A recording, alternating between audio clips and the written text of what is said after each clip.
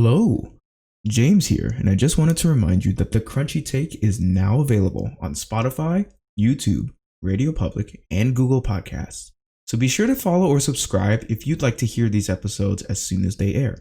If you have questions or topics for me or my guests to cover, the best way to do so would be to send us a voice message at anchor.fm/James-Kittle/message.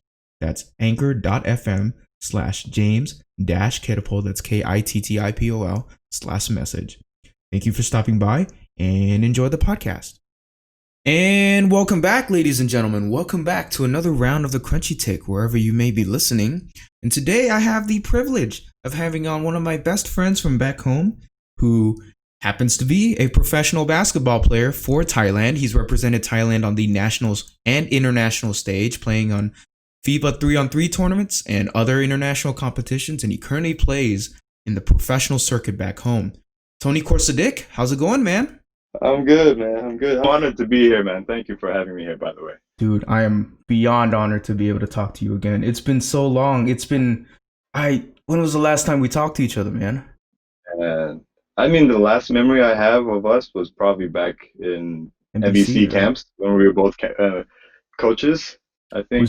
Was the year 2016, I think? I think so, yeah. Jeez. That was a great camp, man. I mean, that was 4 years ago, but I had such a great time. I mean, we got to 2016, know that each was a other. great.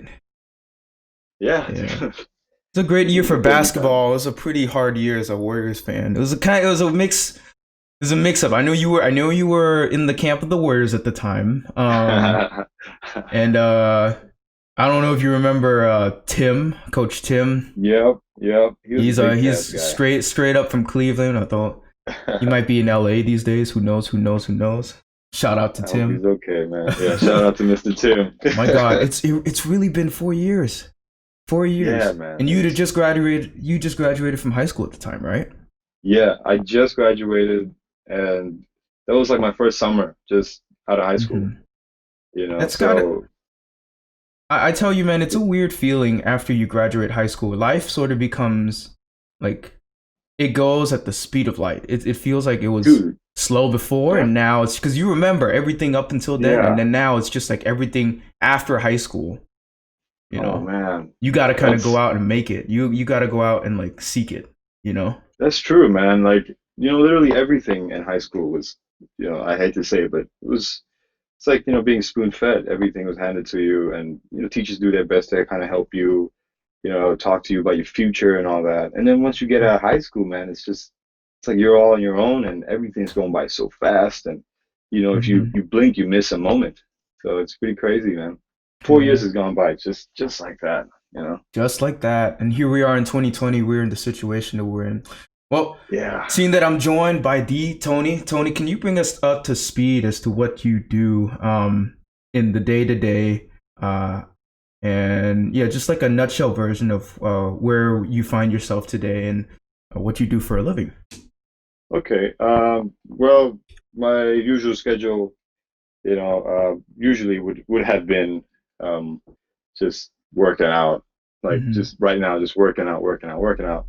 But I've been injured since September last year, and so it's been a little bit different. I've got to kind of had to slow down a little bit, you know, and just listen to my body a lot more, right? Because before that, man, I was young. I was like, I'll just go, keep going. And now it's like, you know, little aches and pains here. You know, you really got to take care of it, and just got to be aware of that. And, you know, so that's all I've been doing these couple of weeks, just trying to get more back in the gym, just trying to get rhythm going again. And yeah, man, just playing a lot of video games. Yeah. I don't blame you, man. But can you kind of give us more context in that for those of you who don't know? Tony plays professional basketball in Thailand, in the Thailand league, which is a confusing thing for me to keep track of, seeing as how often players switch around and teams switch around, or not switch around, but the name changes often confuse me. And then you've also represented our country nationally at Right. the FIBA level, at the 3-on-3 Yeah. international level. A week and a half or 2 weeks ago, when I got in contact with you again, you'd have just been ranked in the top 100 in the world Yeah, for three on man. three basketball. How did that feel? Yeah, it was U23, so it's a pretty cool step for me. I mean, I've never been ranked in a world at anything, so Mm-hmm. um, that was an awesome experience, man. 3-on-3 basketball has just been such a game changer for me. I mean, the speed of the game is different. Mm-hmm. The the decision making part of the game is so different from 5-on-5, where it's a lot of structure to the game.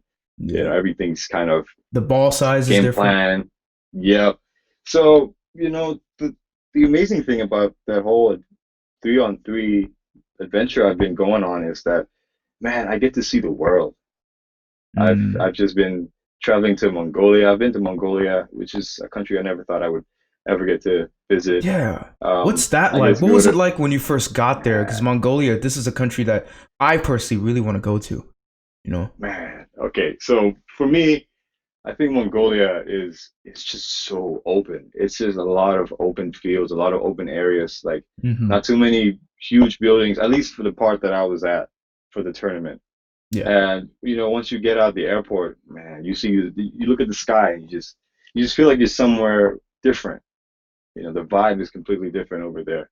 And I definitely think that it's a place that you should try and check out, even if you never thought about checking it out, if you can, Mm-hmm. So yeah, so Mongolia, I got to visit through basketball. When was that? Russia. Oh, this was, sorry, I got to give you guys some times and dates. No, you good. You So good. I went on Mongolia was last 2019 around June, May or June. Okay. I think it was May. I'm not too sure because I This was think last year.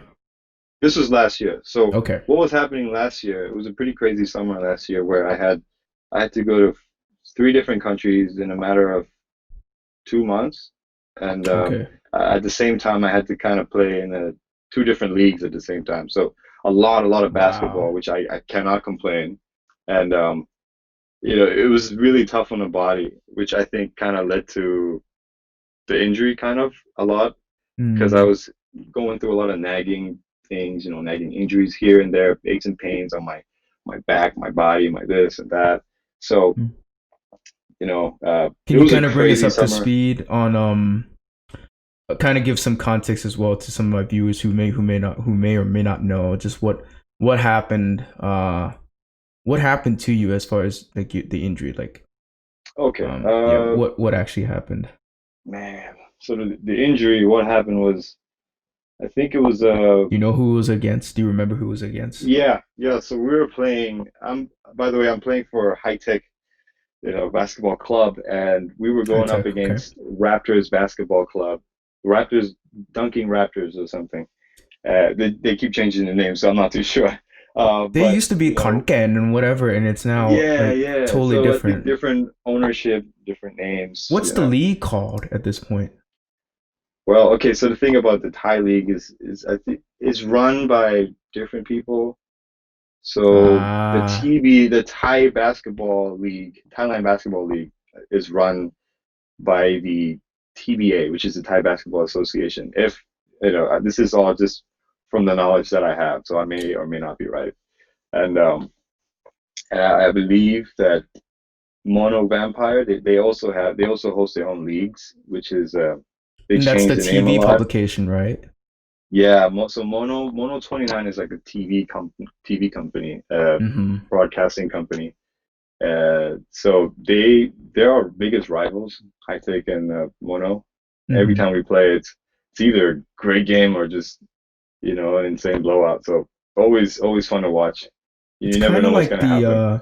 kind of like back in the day when the ABA, you know your basketball history, right? When the ABA had a merger with the NBA, it was just like these competing leagues, um, Right. in like different TV deals or whatnot, and just yeah, Yeah. it feels like pro basketball is still in its formative years in Thailand, Yeah. which is why I Definitely. think it's so fascinating that you're in it, that you have this opportunity to Yeah. be in it. But so yeah, your injury, you injured very. It's my Yeah. heart basically broke when I heard about the news, man. Just like looking at footage, Thanks, just man. people wishing you well wishes. Just it's such a Yeah. It's so sad. Look, What part of your leg did you injure? Just for everyone to know. it was my left leg, my Okay. ACL. I tore my ACL, my MCL, and my meniscus. So kind of Mm, blew my knee out, and it was just unfortunate what happened. I was just going. I had a steal. mm-hmm, My playing D, I had a steal. Just going up for a dunk and a fast break, and unfortunately there was a defender there, and I probably wasn't aware or wasn't paying attention to what was really going on, and it just caught me off guard, and probably hit his body in a weird way, and mm-hmm, landed in such an awkward position where I just heard like a mm. pop, and then my knee just kind of blew up, just like fire all over my knee, and that's all I remember. And the next Yeah. thing I knew, I was just on the ground screaming, and I didn't even care who was listening to my screaming, but I just had to do it, man. But Yeah. I don't have as epic a story as you do, but I sort of experienced the same thing. I don't think I didn't sprain it. I didn't completely right. broke it, but it was a partial tear for me. Mm, It's always, I notice it's never at the moment that you expect it for these kinds of injuries. You know, it's right, always either in dude. the deceleration period or it's always Yeah, off of like a nonchalant play. You know, Kevin Durant had that right, Achilles injury. Just right. he was just planting and then going off of that leg. For me, it was off a fast break. I caught the ball during a fast break, and it just like you just hear that you just feel your knee buckle, Man, and then right. you You can't just feel operate. it. And in that moment, you feel mortal for the first. Like for me, this was Right, 2018. I felt mortal, truly mortal. right. I'm not jumping out of the gym or anything, man. But it's like at that point in time, it's like, whoa, you Right. It really truly puts you feel into vulnerable perspective. for the first time. Right. You know, was that your Because first just major injury? yeah, like well, I had a ankle sprain in high school, but yeah, I recovered fast from that. But Mm-hmm. my biggest one so far, yeah, it's my biggest injury so far. And I love the point you were just saying, you feel really mortal at that exact moment. And Yeah. that's exactly what I felt at that moment. Just I felt all these things that, a basketball player Mm-hmm. would fear. And you just feel it all in 1 second. And It's yeah, it's amazing what can go through your mind at the time. Just your yeah, like just the loss of the game. It just it for me it just I don't play professional basketball, but I have had I've had the privilege of playing in America with some really good yeah, players every now and again. And for right. but I can't even imagine for you just like your career, just the mindset that you have to have in order to recover from that, you know? Yeah, I mean, and I'm just gonna be honest right here. Like it's been a crazy ride. It's like Hmm. I can imagine NBA players and what they have to kind of go through, and not just NBA players, just any player going through an Hmm. injury. Yeah. It's I've realized so much through what, 9 months or so. It's just the biggest thing you have to kind of jump over is the mentality aspect of the recovery. That's The wild to physical think part. because Yeah, 90% of the time, 90 to 95% of the time for people like you especially or just professional athletes, your body will right. recover. You know, Yeah, yeah. almost 100% mental as far as the hurdle you have to overcome. Oh there's man. footage of Clay Thompson. um him and his team, they made this really interesting video of him just talking about overcoming this Oh, was an this on injury in YouTube? particular. YouTube? Yeah, this was on YouTube. This was shared by the NBA's actual page, but it's him. Yeah, yeah, It's yeah. him in his camp, and it was one of the coolest videos ever, where you could see his Right. frustration. Because a lot of times, they tend to over cheesify it with these comeback from Yeah, injury videos. You don't see yeah, they NBA's, kind of do. you don't see NBA players curse and throw balls up No. against the walls in frustration. Clay on the court for the first time in however many months, and he can't Right.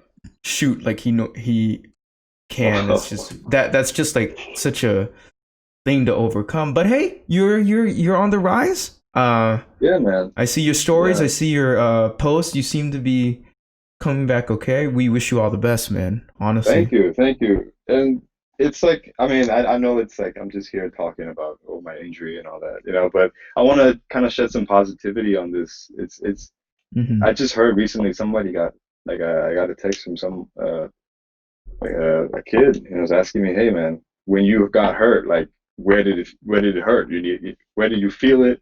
All this stuff he was asking me, and I just found that he probably tore his meniscus or worse, and I'm Mm, not sure. And that whole feeling of just like knowing that what he has to go through, I definitely feel for him and feel for any player, basketball player or athlete yeah, that has to go through this. But it's like the only thing perspective. I yeah, the only thing I can kind of tell him, or if anyone else before me would tell me, is just it's a journey. I think, and that's the most important part. It's like you got to figure it out. You got to figure yourself out, and that's what I've figured out so much. Just how much my mind can take. Hmm. Like how much can I push my mind to the point where I might break myself, or I might just let's see how I can get out of being lazy. Right. Because it's a big thing when you're injured. It's so easy to just sit back on the couch, put your feet up, and have a bag of chips or something every once in a while, That's or a every scary day. thought So for you, isn't it? That's a scary thought as a because yeah, to the average person like me or somebody who plays basketball purely for like physical exploit, it's yeah, like you know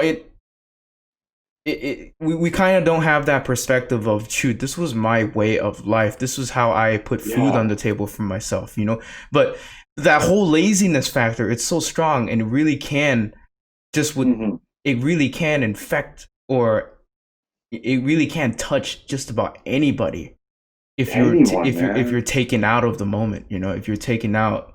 um Right. yeah, that has to be such a scary thought for you, just the thought of, yeah, that might have been you put it in pretty good terms, just like on the couch, Yeah. just mental imagery, just that might be Yeah. the So one of the biggest fears of any athletes, just to go that yeah, far and then lose it all. But yeah, man. Like for me, the way I experienced it was just, um, day by day, you slowly start to do less that you would mm-hmm, normally do. And there's nothing to tell you to do it anymore because you can't. You're physically unable to. Little things like just put the plates back on the washing machine. I mean, not washing machine, the sink, instead of mm-hmm. someone else doing it for you, or Wow. like Mm-hmm. going to the fridge just to get a bottle of water instead of somebody else doing it for you. You guys have a You know, dishwasher? nah, we don't, man. That's the Ah, that's thing. Thailand. That's Thailand, man. Yeah, we I've don't. been in That'd America be for a cool. little too long. I am. Woo! Ooh, those I things used to are. hand wash. I used to hand wash everything. Hand wash, because me, I'm from Thailand, man. I grew up Yeah. in a Thai household. Well, not Thai I household, but know relatively what you mean, Asian. man. And so Asians, in particular, Asians, Yeah, Africans. If you're, yeah. I'm not saying if you're white, you didn't do it, but like because of Asians view the dishwasher as extra storage. It ain't something that's gonna be Yeah, used I to mean, clean, you know. So hmm well, in hmm that I regard, mean, talking about our backgrounds, Tony, can you take us through your childhood for a few minutes? Like yeah. let's go back to the inception of where this all began for you, as uh, maybe a young child, or what was your childhood like? Yeah, I know because man, you are both Thai and yeah. Nigerian, all right? I'm Shoot. Thai, and my dad's from Ghana, so I'm Ghanaian. Ghana, Ghanaian. And Okay, my bad, my bad. yeah, no, no worries, man. It's a weird mix to have, like especially in Thailand, and I'm sure that I'm not the only half caste African Thai kid to feel this way. It's just Yeah. I it's feel like if because you're a you're Lukung, period, if you're and for those of you who don't know, Lukung is the Thai term for mixed children, yeah. which can sometimes be used in a derogatory term. I'm a mixed as well. Maybe not as evident, but you yeah. What Right. was your childhood like, having a Ghanaian dad, Thai Well, mom, and then just like where are you from? What part of the city are you from? so when I growing up, I don't remember much about my kindergarten years and such, but elementary years, middle school, I remember that just being a wild episode of my life. You know, it's Mm-hmm. just it was that time in your life when you had to go out and play. Mm-hmm. You had nothing else to do inside. So, you know, I always wanted to go hang out with my friends. And we didn't live in a very nice neighborhood, I would say, almost ghetto, Mm-hmm. but it was still like that's where I grew up, you know, and that's kind of where I was built in a way. Yeah, Um, I can resonate with you there as well. I grew up, our family, we were in Don Mueang, which for those of you who don't know, it's like this kind of the outskirts of the city. It's almost like Bang Na before Bang Na, well, maybe with right. more drugs, and Yeah. it was closer to the older airport if you even remember what that was. Traffic's crazy around that area. Yeah, crazy traffic. It used to take like an hour and a half or an hour commute to get to school if you were lucky, you Yeah. know. So Yeah, yeah, man. you my first memory of you, Tony, was it was at this U13 volleyball tournament. You were going to Neva at the time, Yeah. right? Yeah. Yeah, you going to Neva at the time, and I believe, oh man, on the record, I better be careful, but your first words, um, I just remember you were this. Oh, it's not gonna be I good. dude, I was there. I was there, supporting my sister. But if you're a guy at a U13 tournament, you're 15, 16 years old, or 15. I was 15 at the time. I was bored. Um, I honestly, I Oh was boy. not the I was there to support my sister and everything, but I was as a guy, I was just like, all right, I gotta find something to do, because I didn't even have a Yeah. smartphone at the time. So I remember just Right. a bunch Right. of guys who happened to be in the same position. We were, whenever they weren't playing, we would take a ball and we'd play basketball, or we would do something. And I Yeah. remember seeing you touch the rim, and you were not that much taller than me at the time, and you're like, and at that point, I Oh, was like, really? whoa, what was going on there? And I was like, hey man, what's your name? How Oh, my name how old Tony. was I back then? You must have been. I think you're 3 years younger than me, right? So you must have been about the same Damn. age as the girls. And your answer was this. I'm like, so what are you here for? Do you have a sister or anything? I'm like, and you were like, no, I'm here for the girls. What? No. I knew that was gonna be bad. You were 100%. Oh, Oh it was 100%. Oh, I'm here for the girls, man. man. I'm Oh. like, cool. Hey, to all the My viewers sister. out there, it ain't like that anymore.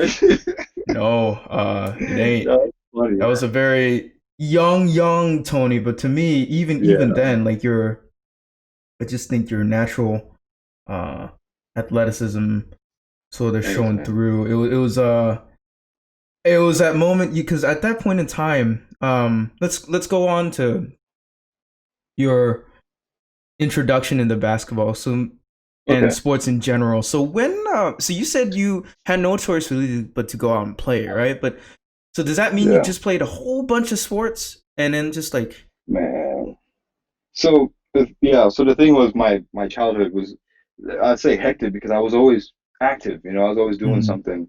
All my friends had bikes. I had bikes too. I had a couple bikes, but they always kept breaking. So uh, what I had to do was just, you know, improvise and start running after them while while they're riding their bikes. And I guess, you know, ever since doing that and just doing as many athletic or you guys physical have soy activities dogs? as possible. Yeah, I mean, running Oh, from soy dogs and just running for no reason. Just I just had so much energy, just had to run. really? Yeah. And I think that's just how it happened. You know, I just started. I Hmm. also play a lot of football or soccer, and That's a scary a lot thought. of my footwork came from there. A lot of the basketball footwork kind of goes hand in Hmm. hand a little bit. Um, and so yeah, I mean, I remember doing that from a really young age, just always being active all the way till right about now. You're just a And restless kid. What was your yeah, first man. like real form of, if you can remember, what was your first form of organized sports?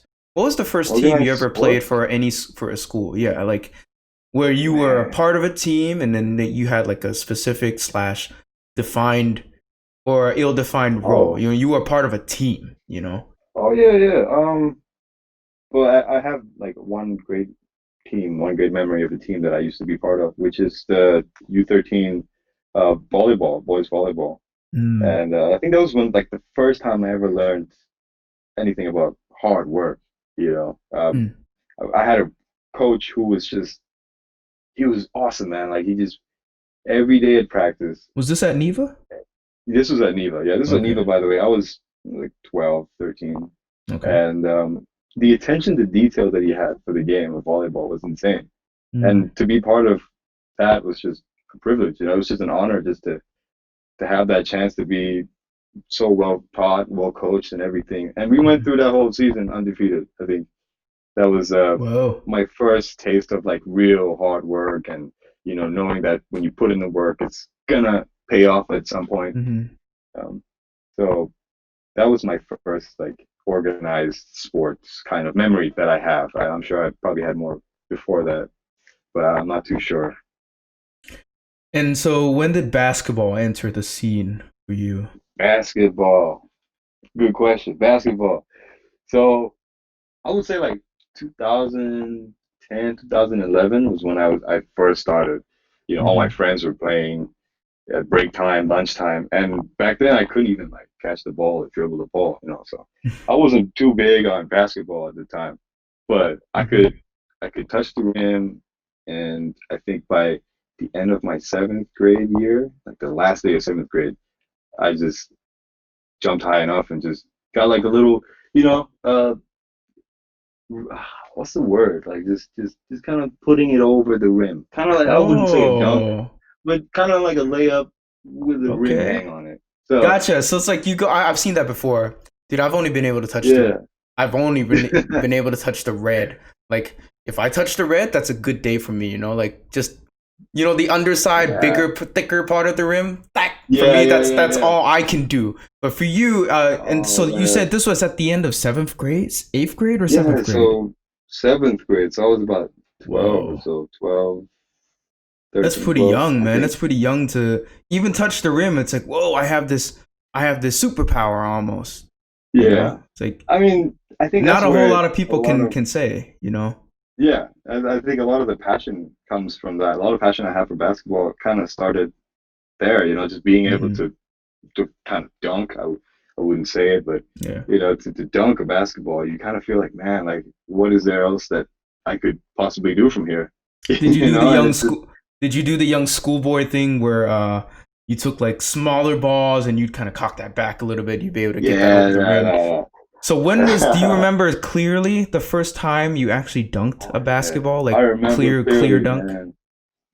Because I'd been trying for a while. I think a couple of days before that, and Hmm. just kept trying, and I just kept coming close and close. And then just that one day, the last day of school, I just Oh. jumped high enough, and yeah, but this was on the low rim, by the way, so like Wow. 9.8 or so, you know. Uh, When did it happen but for the 10-foot rim? In your 10 opinion? foot, man, Soon after, by the sounds of it. soon after, because I think it just kept going from there. Like I really started to see my athleticism kind of improve from there. Hmm. I started jumping a little bit higher, I started running a bit faster, my twitch muscles were working a bit better. Um, but beside, I don't really remember the first like dunk I had. Like Well, probably the ASB. here's a better question for you then. Yeah, if we're okay, we're going into that's where I was good. That's where I was gonna go next. Do you Yeah, remember we your gotta go first? there, man. Do you remember your first in-game dunk? In-game dunk, Yep. man. Okay, I don't remember like my first exact one, but I remember my first one in high school Hmm. because I think that was the first time I ever kind of dunked in game. Yeah. Um, or I don't know. I tried before. Actually, I tried before that. I was still in Neva at the time, and Oh. we were playing ASB, believe it or not. We were Huh? playing ASB at ASB, and this was like my eighth grade year, so eighth grade or yeah, eighth grade year. So I was just playing, and my then high school coach, my two then high school coaches, Coach G and Coach Diego, shout out to them. They they were watching me play, and little did I know that I was just out there playing the way I knew how to play, which was trying to dunk everything and just trying to be as athletic as possible. Hmm. And they saw that, like they saw me try to dunk. I kind of missed it, where the ball hit the other side of the rim and kind of went off, or I either just clanked it, spine tingling dunk. So after that, man, my whole life kind of just changed. I think I had, for the first time I was seen playing basketball, and Hmm. my coaches thought that there was some potential there, and they said, let's take a chance. And the rest was history. The rest his history. Yeah, because at The that rest is point, history. I think a lot of people had started to know you. You said you were very competitive in volleyball, right? And a lot of I don't Hmm. know about you, but I know people at ICS were starting to catch wind of who you were through volleyball, just by the way you jumped and Yeah. like, it's unavoidable because you're that kind of athleticism just sadly, okay, at least back in the day, wasn't very commonplace. It just wasn't. I don't even know if it's commonplace today. Even I if don't even know, if you were to man. come to America, it's like whoa, like okay, so there's a kid that can do this. But we all thought to ourselves like, man, if that kid ever gets a hold of basketball, this could be interesting. This could be Yeah. very very interesting. I remember I'm so glad my I did, distinct man. memory. Um, I was already in varsity at the time, but it was a U15 game that you were playing against ICS. Dead Oh, ass man, you dunked it on somebody. I don't know you who it was. 15? Yeah, U15. You were playing at ICS. This was when the whole gym was, that whole new gym was being built. We only had that bar cage gym. Oh, okay. Um, Yeah. So yeah. the second Oh floor my right now, god. right? Yes. Yeah. Yeah. That second Yeah. floor gym. Yeah. It's where it's the madhouse in my opinion. Yeah. It's like the people, kids now. Oh, I sound like a salty old head. I'm a little mad about it though. I have a little bit of a bone to pick with it though because for me they got done building it after my varsity season ended. My senior varsity Right. season, and we didn't even get to Man. use that. We didn't, as a varsity team, we didn't even get to use that, man. Like we went to Yeah, so many yeah. championship games. It would have just been great to Man, have. Yeah, exactly. you ICS has guys are been good. at From that what point I in heard, you guys are time. really good. At that point in time, ICS was very very competitive, and it's just kind of getting to the high school topic that I wanted to Yeah. talk to you about because those few years, I think, were one of the last years that BISAC allowed for recruiting, for proper Yeah. recruiting. Because after a certain point, I heard that it was put out that they stopped if you formally recruited. I don't even Hmm. know how the minutia works, but like if you offered scholarships or whatnot, you weren't eligible for international school competitions, Yeah. which is why schools like Trail don't compete in BISAC anymore. Because of You, just how much they okay. recruit. Can you kind of shed light on that? Because you were one of those players Yeah. recruited. Harshal was one of Um, those players recruited. Drew, if you remember him, Toshi. So like how what was it like to be recruited to ASB? To go from Neva so to yeah, ASBA? man, it was big. It was big at the time. I mean, for me, it was one of the biggest things in my life, right? Because at Neva, I kind of never really thought anything would be possible. Just, I mean, Mm-hmm. not to disrespect Neva or anything, but just when I was at Neva, I never really had goals or motivation to Mm-hmm. do much, just because I guess I haven't seen much, or I don't know, just wasn't the right environment, I guess. And somehow after that one game I played against ASB, um, I this coach, ASB coach, just says, "Hey man, like, okay, I kind of have to go back. I kind of have to go back. Absolutely, So take us back. Take us back, bro. I had to kind of take it back, right? Because um, if any of you guys know Ricky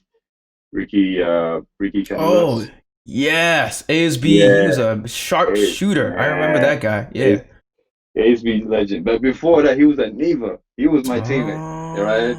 Back when I Oh, couldn't even play, he was my teammate, and okay. I think he was. I'm not sure what happened there, but he ended up at ASB, and that's the only. I mean, one of the main reasons how I got introduced to ASB and how I was. Mm, I, I don't know, man. This whole recruiting thing, it's just I've heard it all throughout my high school, and I don't know. I mhm, don't know what to think about it because I'm from ASB. I'm at ASB. I know what's going on at ASB, and mm. it's just weird because for So in your sure. situation, it wasn't just you were being scouted by them. You had a leg, like somebody.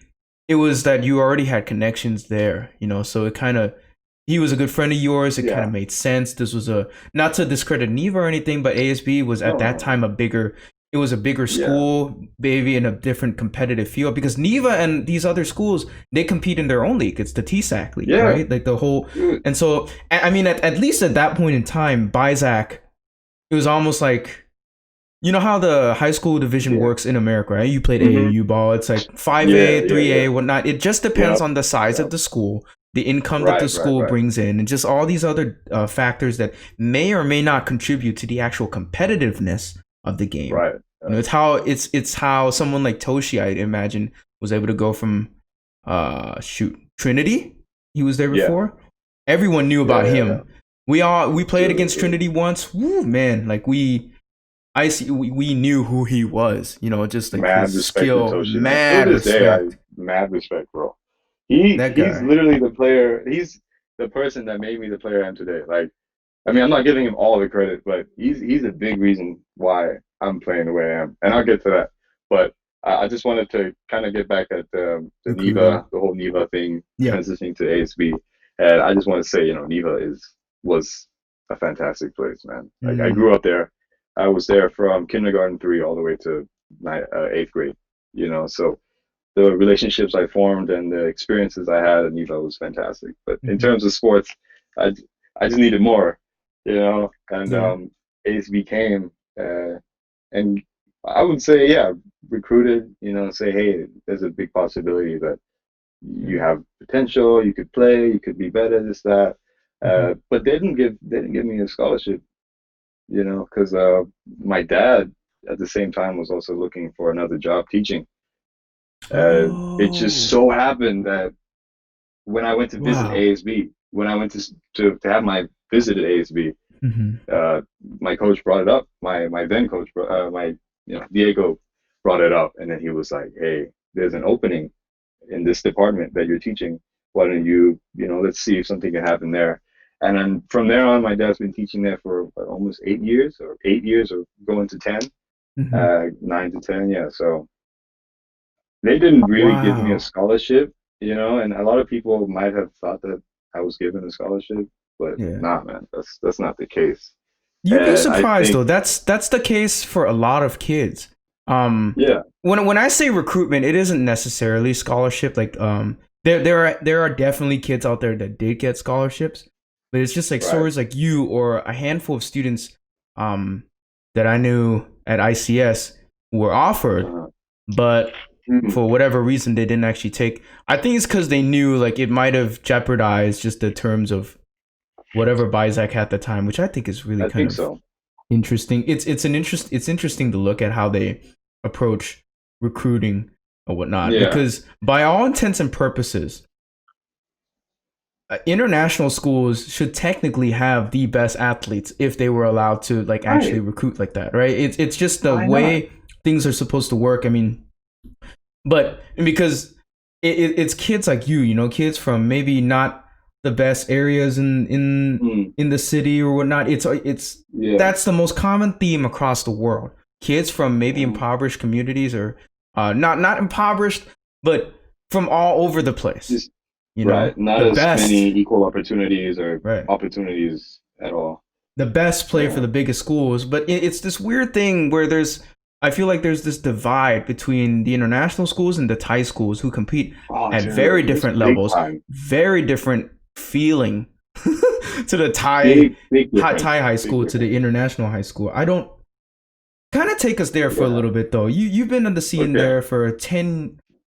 You've been analyzing and you've been soaking in Thai Right. basketball now for almost I'd say Man. a good chunk of time, 4 to 5 years now.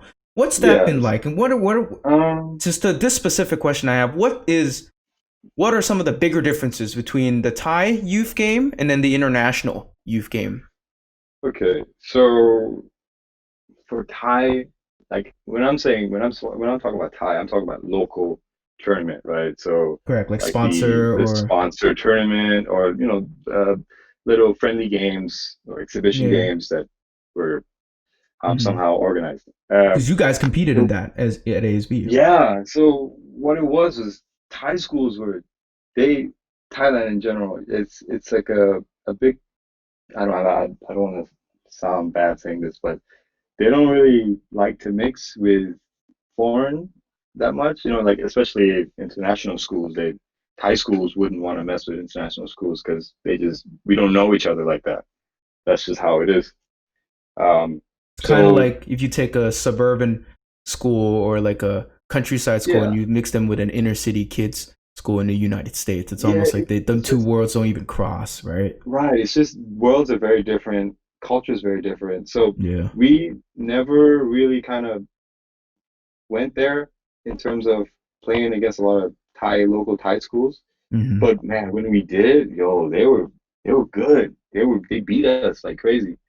We were getting man like 20 beaten by 20 points, 30 points some games, Mm-hmm. you know, and Whoa. some of the high school players that I played against at the time, I'm playing with now. Uh, it's just it's pretty Ah. crazy how like it's a small world kind of, but Mm-hmm. it's kind of a small industry at the same time, especially in Thailand right now because it's It's growing. it's wild to think because basketball back home is still developing, right? Yeah, Like it's yeah, such a young, it's a sport in its infancy, and I don't know, like this is yeah. one of the questions I wanted to ask you about high school ball. What was the scene of high school ball in Bangkok like when you were entering it at the time? So, take me back to your freshman year. Do you remember feeling Uh, intimidated at all? And how competitive were you at the time, like in comparison and to everyone else? this is I think this is when my life kind of started rolling in the direction of where I am today. And Mm-hmm. you know, when I first got contacted by ASB, I was thinking about the Toshi playing the ASB at the time, Mm-hmm. Ricky at the time, Johnny John Lin, Tyler. Tyler was playing at the time. You know, a lot of good players, you know. And I was just Mm-hmm. thinking, man, like I'm possibly going to be entering that environment, entering that team. Like I was, man, for about 2 months while I was still at Neva, I was so excited. I just couldn't stop thinking about, you Wow. know, being able to be part of that. And Mm-hmm. when I got there, man, it was a shock. Mm. You know, like I said, I couldn't really play basketball, but I had a lot of athletic abilities as I would rebound a lot and I would just pass, rebound, pass, rebound, pass. Occasionally it would, you know, get a rebound and put it back Yeah. up. Because I But remember man, that freshman year, you weren't starting at the time, right? Because I came off the oh bench for man, Drew for the most part. You at the time, you weren't really starting, but we saw flashes and glimpses of it. You yeah, know, um, I I have a weird um question for you, Tony. yeah man, shoot. Were people ever weird about your jumping ability? Did they ever Weird. like, because Thai people, and I Um say this with all respect, right? But whenever Thai people, and it gets back to that thing that you're talking about when they don't like, or at least at the time, they seem to yeah, not to like intermix. Now it seems like they're starting to intermix like crazy, with advents like like crazy, like B crazy. Pro, whatnot. I'm so thankful that Yeah, places like that are allowing people just to compete against each other. right? Culture differences aside, that's what basketball should do. But at It's least really back in the growing. day for me, man, if you saw someone dunk, it'd be like, wow, oh, we bow at your feet, Mister. Oh, we're not gonna. Um, It's like were people? Did you ever feel like you were being watched extra closely just due yeah, to your physical like attributes or whatnot? And yeah, how did that man. make you feel? Oh man, I wouldn't say it made me feel weird. It was just there's so many eyes, you know, just to see. Like I don't mind if it's like warm ups and people are all excited to see me play Mm-hmm. because I'm a good player and all this stuff. Nah, man, they were just there to see me dunk during warm ups. That's all it was. So it was kind of weird because I put on like a little show and it wasn't even crazy dunks or nothing. It was just Yeah. little warm Just up your dunks. And basic then boy dunk. Just your basic boy dunk. We'll yeah, get the most oohs and ahs response. Because Tony, I think there's something very visceral about seeing someone hurl through the right. air and I touch, think so, not only man. touch 10 feet, but put something in it. It's one of those athletic feats that really not everyone can do, you know? Yeah, Anybody, I I think, if you sucker punch somebody right, you can knock someone out. You know, you can score a yeah. soccer goal. You could potentially do it from pretty far out. You know, consider if you I work don't hard know enough about at it. that, man. But you know, honestly, you could, all things considered, the elements Right. are there. If you But work hard, there's yeah, just something about dunking a basketball. It's like the ultimate kind of. yeah. It's one of those things where it's like the ultimate kind of gatekeeper Mhm. of like Mhm. athleticism and Man. whatnot. That is rare. That isn't that especially in Bangkok at the time was not seen at the Yeah, I youth mean, there level. was just I'm pretty not too sure it many. existed. It just wasn't seen.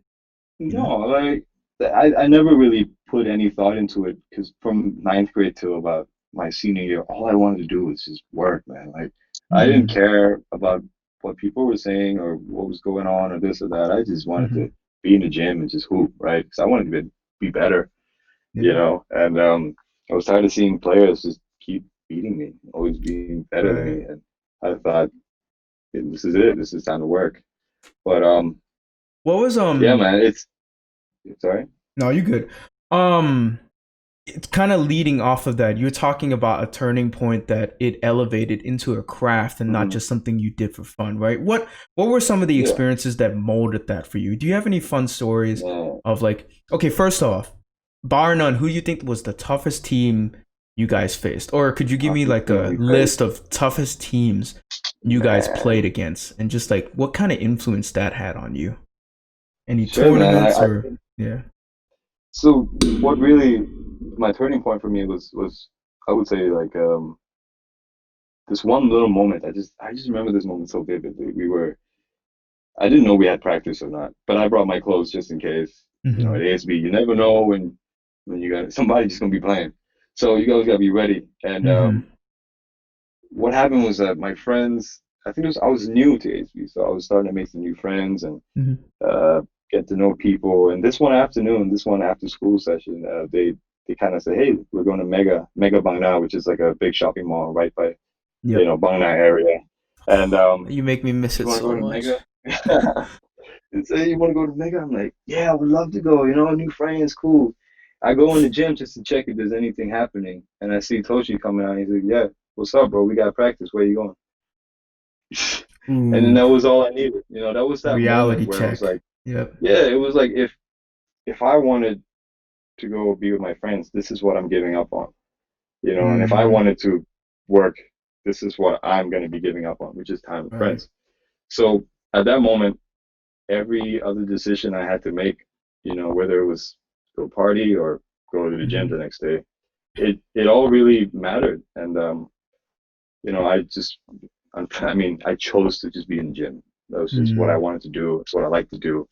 But that was that moment when I knew, you got to put in the work to get better. And Toshi don't play either. I can almost see it. man, Just like, hey man, Toshi where you don't going? play, yo. We gotta practice. Yo, Toshi Yeah, was yeah. Toshi was the leader I needed to have, bro. Like he was he was not like rude or mean or nothing. He was just Mm-hmm. like Very real, straightforward. Oh, yeah.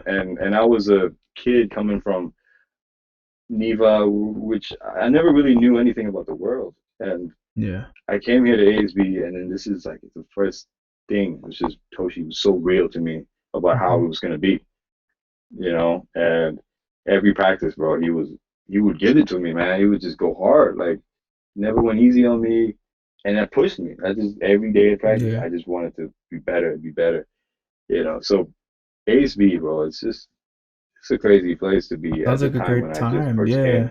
Especially in high school It was basketball. Who do you yeah, remember some of the best games you had against people like who man. in at least in the Thai circuit? Because in preparing for this I went back and looked at some of your games, man. Some of the ASB versus Trail, Bizac, or the Hong Kong Okay, tournament that you guys went to. It just seemed like you guys had a pretty good range of schools you played against and just like different schools and yeah. whatnot. What were Um, some of your most memorable kind of games slash like toughest teams, toughest opponents? Like who did you enjoy competing against in man, your career? I got to give one game where I wasn't even competing, but it was it was in Hong Kong, and this is my first year in Hong Kong, and I was a Mm-hmm. freshman, and I saw the way that these two teams were playing. It was Singapore American against, I think it was Hong Kong International School.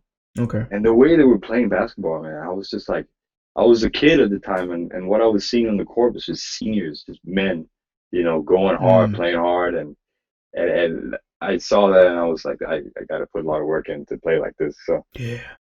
Hong Kong is a special one for me because Hmm. I really put in a lot of work for that. But the toughest teams I ever played, uh, man, I would say Hong Kong International School, my sophomore year. My sophomore year, Hong Kong had a really great team led by Mm. Oliver Zhu. That dude, he's playing for Hong Kong national team now. He's insane. Wow. Okay. Yeah. The next another team I could like Thai team, I would say Benjamin. Benzema. Okay. Benjamin is Benjamin. Bro, apparently they were like crazy back in the day. But we never really crossed paths. We only played once or twice. BCC was always in the circuit, or Assam was BC? always. No, no, not really. Oh. We probably played Assam like once or twice in like a top flight Hmm. tournament. Gotcha. And that was it, man. We never really played against Thai schools, and I'm not really sure why. I think, I'm pretty sure there's a perfect explanation for it, but I Yeah. think it's also a lot of the traveling because international schools and Thai schools are just far, far away from each other sometimes. And, Yeah. organizing a game to go drive an hour and a half in traffic is maybe not worth it. Right. So, Yeah. Well, because I say BCC just because it feels like they, at least in Thailand, they are kind of like the Oak Hill of yeah, of Thailand. dude, If you know Oak definitely. Hill basketball, or just these Yeah. like powerhouses in America that, I mean, first of all, they're a school just for guys. You're Hmm. gonna have a large competitive feat. Like I remember for Yeah. BCC, there's U13 or U11 soccer team beat our varsity. Yeah, It's it's pretty crazy, embarrassing. man. It's crazy, yo. Yeah. I'm glad we didn't play Thai schools that much, yo. They always killed us, like, and it was In what embarrassing areas that because they were they really really good? Because people may every not know. every every area, man. Like Really. they were fast. That's the first thing I realized. They were Hmm. fast, right? And they like to run the fast break, man. They just don't stop, And Yeah. coming from BISAC type of basketball, which was a bit more slow, a bit more getting the offense set up half court. Yeah. This was just a straight up 2 hour marathon for these guys, and we're just trying to keep up. And they're making their Mm. shots, like they're making not all their threes, but a high percentage of their threes. They're getting most of the rebounds, and it was a shock for us, man. That first eight, like I would say, AU tournament of Thailand, Yeah. the sponsor tournament, playing against all these Thai schools that were actually really good. Hmm. It was insane. So I have a lot of respect for Thai basketball, high school basketball programs because they do produce a lot of professional players that play now in the league here. Yeah. Um, but man, I'm glad we didn't play them too much because that would have been crazy. Do Would have you been a lot see of work that we had to starting do. to change? Do you see that starting to change at all? Do you are that you are aware of? Are international schools now starting to play these Um, these Thai schools a little more? And when I say Thai schools, I'm not just talking about the top of the top. Right? I'm talking generically. Are we starting to see that break down, or is it still kind of a systemic thing where they don't? Because I think my framing of the question is all about mhm. standards, because I'm Yeah, gathering that's a source that they have to go off of. What is our standard? What is right. this standard of ball? Because international ball, as you point out, is slower. Hmm. Because the It's kids, slower, yeah. for lack of a better term, they just aren't as Right. athletic, or say, at Hmm. least at the current climate. International, it's because it's you're talking mostly Yeah. privileged kids. They play mostly Hmm. club sports, Hmm. but these Thai schools, some of them, no, honestly, but some of these Thai schools, they have these kids who are very athletic and who Very, are, very. but I don't know. There seems to be this sad correlation between athletic and then maybe not as well to do, Um, which is why you shook the water, in my opinion. You kind of, whoa, like you yeah, came I in there and guess. it was like, whoa, like this. I mean, first off, four straight Bizak uh, Yeah, man. champion. That's a dream stat for any high Oh, school yo, player shout in out to Bangkok. Trail too, man. They my last senior year was one of the best finals I've ever had. You know, Yeah, I I was mean, looking at that game. Very, very physical. This was played at NIS, which very, yeah. I mean, crowd was insane. I really enjoyed that final. So shout out to them, man. Sorry, I didn't mean to cut you off what no, you were no, trying not at to all, not at all. say. I think we're both getting at like I think an overwhelming desire to see it meld together, kind of like the way Hmm. soccer has. Because what it will do, in my opinion, it like, and this is me as an outsider now, sports Yeah. and analyst. Man, like I want the game. I want so badly for the game of basketball Yeah. to grow, and so yeah, we're kind of transitioning in here to our third Okay. segment before we go to our hot fire questions. It's professional basketball and sports culture. Um, what is it like to pursue basketball in Thailand, and do you think the game is growing? Um, it's it's tough, man. It depends like what kind of mindset you have coming into Mm-hmm. Thailand. You know, it's if you're a rookie kind of looking for a place to play overseas, and then you somehow manage to get a your first rookie job in Thailand. I mean, the one thing, it's just you just gotta work like any Mm-hmm. place. People, especially if you're an import, you're held to a certain standard, not just on the court, but off the court. Mm-hmm. Um, that's the one thing. The other thing is, Thailand. I think it's definitely growing. It's grown a lot faster in the past, and we're kind of reaching a point. I mean, at least in my opinion, that not much is growing. In terms of like a bigger leap for Thailand basketball, in terms of more endorsement deals or more Yeah. TV sponsorships or Yeah. all these financial things. But a lot of the things you have to kind of figure it out on your own. So a lot of your workout plans, a lot Mm-hmm. of your uh, how do I say rehabilitation, little nagging injuries here or there. Sometimes most clubs you got to kind of look after that yourself. But when you Yeah. get to the higher, more more salary clubs, they're gonna really take care of you. And yeah, man, Thailand basketball definitely is growing, but personally, I would love to see like a bigger jump, just Absolutely. for because I really believe, man, playing for the Thailand national team, like when we go play 3-on-3 and stuff, we're kind of underdogs, right? But that's what Mm-hmm. I love, man. And being able to just put that flag on my chest and really showing, what Thailand basketball could be. I mean, it's just awesome. It's an awesome Yeah. privilege to have. It's an awesome honor to really be able to do. So Yeah. hopefully it keeps growing. Hopefully more people getting interested in it, and then a lot more money gets put into it. Because then competitiveness will just be much better. So, but at the same time, there's a lot of things that I don't know. So I can't really just be speaking off what I don't really know. Mm-hmm. Well, I asked because you undoubtedly have a lot of, at this point, you have a lot of kids looking up to you, man. Like, and like Right. either whether they're international or Thai, you've had a sphere of, you've cultivated this sphere of influence now to where you have this tangible kind of ability to really shape the Yeah. game. You and a handful of others who are pros right now or who are heavily involved in the scene, whether that's Toshi and his Right. program, um, or these, and again, like I say, spheres of influence, right? Um, Yeah.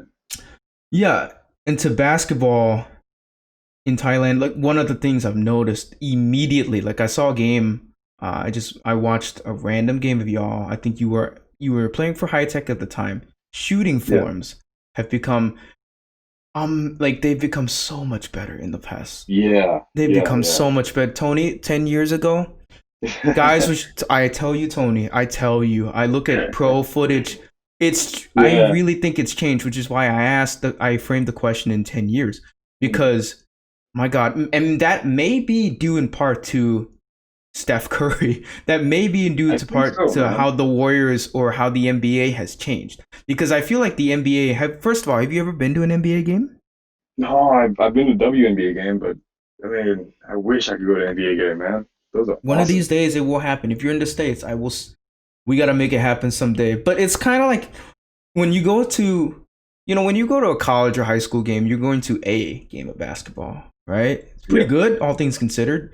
Um, Hmm. but when you go to the NBA, you're going to see Yeah. the game of basketball, the game of Right, basketball right. as it's defined. Kind of like how there's, in science out there, there's this like physical manifestation of the kilogram, Right. and it's lying somewhere in a vault. It's deeply guarded, and it's like it weighs exactly a kilogram. It's this spherical thing. The Hmm. NBA is exactly like that. And what I've noticed is shooting forms Hmm. worldwide. It's just there. You've seen a massive improvement Yeah. in how these forms work, and in Thailand especially. Like I look, whoa, like kids are, whoa, they look at that elbow tuck in, or Hmm. look at the Hmm. follow through or whatnot. It just has You really know, it's come to it's fruition. really helpful with the help of YouTube and Yeah, NBA game time being streamable here as well. It's really helping, man. All these a Tony. lot of people watching NBA, watching highlights. You go through Instagram, you can't scroll past a certain amount of scrolls before you see hoop mixtape or Yeah. house of highlights or something. It's always it's growing media wise. People are really Hmm. getting interested in the way basketball looks, in terms of fashion. When you talk about Jordans, when you talk Yeah. about, basketball shoes that they're making these days, the Yeah. Hardens and stuff. Um, so a lot of people were getting interested Yeah. in other aspects of the game, which is great because then Hmm. now it's going to translate into them trying to play the game, Yeah. and hopefully really building a passion for it and just enjoying the game of basketball. Ultimately, that's the goal, right? I mean, Yeah. I think that's the goal that Thailand basketball should try and really just go after, just getting people really interested, and Hmm. investing a lot in the media and giving more people opportunities, and yeah. So another thing I kind of have to really say Yeah. about Thailand basketball is that it's we a lot of teams, right? Because and this is where I'm talking about endorsement money and TV Sure. money, and a lot of teams aren't very well funded, and they're Mm. really doing their best, but they they don't have much resources. They don't have too many resources. So Small market, big market teams, right? You said. yeah, yeah. So a lot of local players, they're gonna have to, get a normal job as well as an evening job, which is coming to Hmm. train for your basketball job. Is that the Uh, position you find yourself in currently? well, for me, I'm currently a student at the same Okay. time, so it's a little bit different there. But I remember my gap year, I all I did was just train, work out, train. And it was, man, coming out of high school is what a life, man. Hmm. And all you're doing is basketball and video games. It's awesome. Um, but then a lot of the local players, the older local players, they gotta kind of, have two things going on at the same time, just to really make a living. So, I think a lot of Thai basketball fans gotta understand that, like, a lot of these players are really working hard with the Sure. limited resources they have. So Yeah, and that's all you can do. that's all we can do. Yeah. And that's a great segue into the question I really wanted to ask you is, in your opinion, what Hmm. has to change? And I want to frame this question carefully because it has Right. changed fairly bit. But in your opinion, what has to change in order for more people to experience success in basketball Man. coming out of Thailand? And I recently had a professional soccer player. I don't know if you ever Hmm. knew him, Tent. He played at ICS. He played for Siam FC for a little bit. He Oh, played at really? Mount Vernon Nazarene in America. Dude, And what that's he awesome. said, and now he's talking about soccer, but I'm Hmm. kind of wondering what your opinion on the matter is. He says Let's what hear it. has to change for sports to kind of come to more of a forefront is coaching. For Man. him, his answer was coaching. You Um, see, that's why I waited to see what he was gonna say because I have the exact same answer. oh, Yeah, I have the exact same answer, and it's, I mean, it's a tough little thing to get into because people are really sensitive about it here. really? How Old so? heads, How so? a lot of old heads, and I usually know. I I think I don't know what you care. mean by Yeah, that. I don't really care like you're gonna be an old head and if you want to teach me things, I'm all for learning, right? But Mm-hmm. unfortunately, a lot of these coaches that are coaching the youth right now may not be as qualified, or Mm-hmm. they just don't know, they don't have the temperament to deal with children in a Yeah. political way, like a nice way. I'm trying to really be careful on this subject because I think it's a It's a subject that dicey just, subject, but it needs to be yeah, addressed, in my opinion. Like it needs to be addressed. I, It really I does. I feel mean, when you say old head and the way that your inflection of saying it, I have a very, very clear imagination because I played a whole bunch of yeah. street ball. I played I played a bunch of Thai basketball, like not Hmm. maybe Hmm. not to your extent, but a very clear picture comes to head of Right. someone who has Yep. not maybe updated their firmware or their Hmm. software of the Hmm. game, just like And how things change, how things have changed. um and I'm not even for just for context for those who are listening, it's not comparable to the States, because old heads in the no, States, the no. difference is fundamentals are already there. They're Hmm. bringing Hmm. their prior knowledge of the game that is still relevant to today, because an old head in the United States is all about what the stereotype is: post play, physical Yeah. defense, be physical, play hard. If you've Strong watched The dude. Last Dance lately, there's a whole slew of, I kid you not, there's a whole slew of Uh, ESPN/Fox or whatever oh, publication, you name it. All these old heads come out of the work saying players today can't play. but Uh, those are not the old heads we're talking about here. We're talking no, about they can't. a very specific kind, and maybe where you're trying to be ginger about it, and I respect you for it, but Hmm. I'm going to speak openly about it, is Yeah, Thai. man.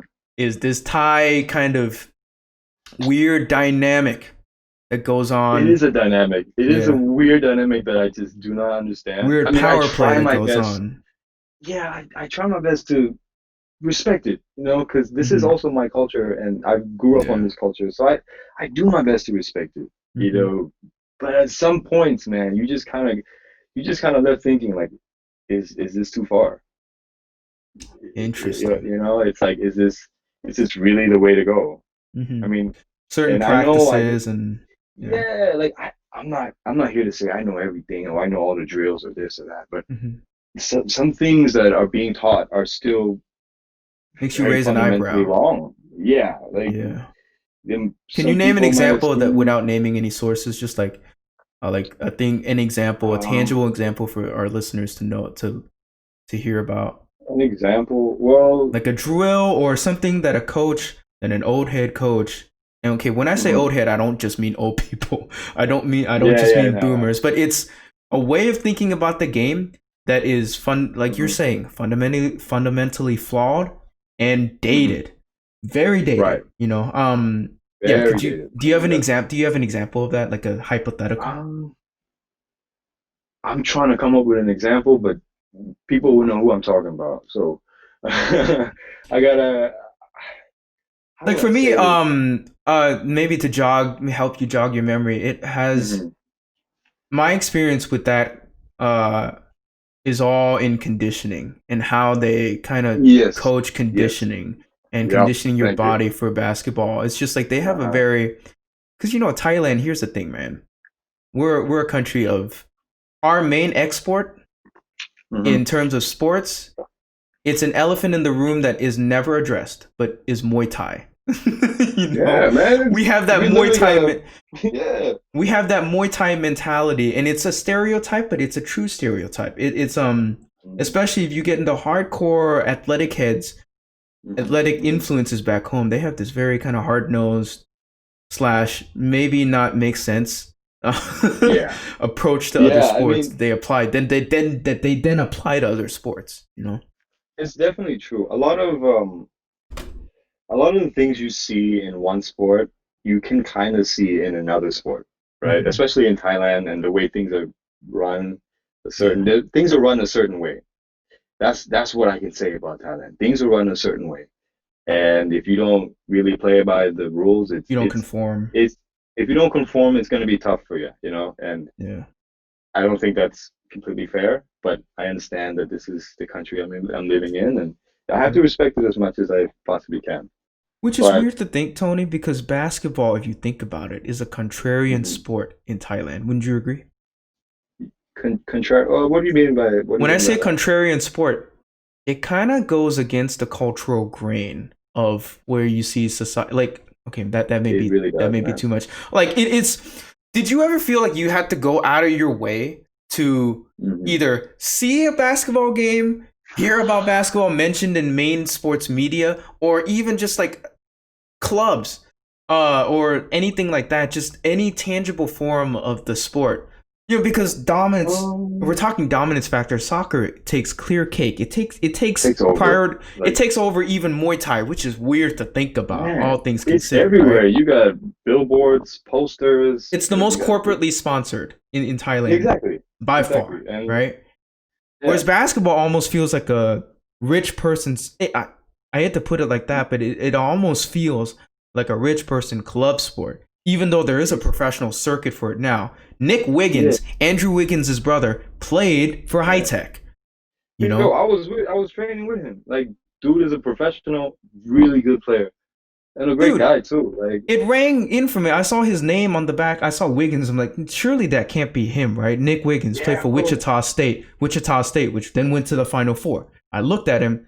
So now you can officially say the Hmm. Thai Basketball League, all things considered, restrictions at all, has had NBA caliber, has had NBA Yeah, prospects coming in and out. You know, dude. I yet mean, Thailand despite that, basketball. Uh-huh. it hasn't maybe grown the way I thought it would, Yeah, but it still is yeah. growing, but yeah. That's the main thing. I'm gonna keep saying. I mean, it's still growing. You know, Mm-hmm. I from the first time I was introduced to Thai basketball, like the out of high school. Mm-hmm. Um, yeah, so first time I was introduced to like a basketball game, a Thai professional basketball game.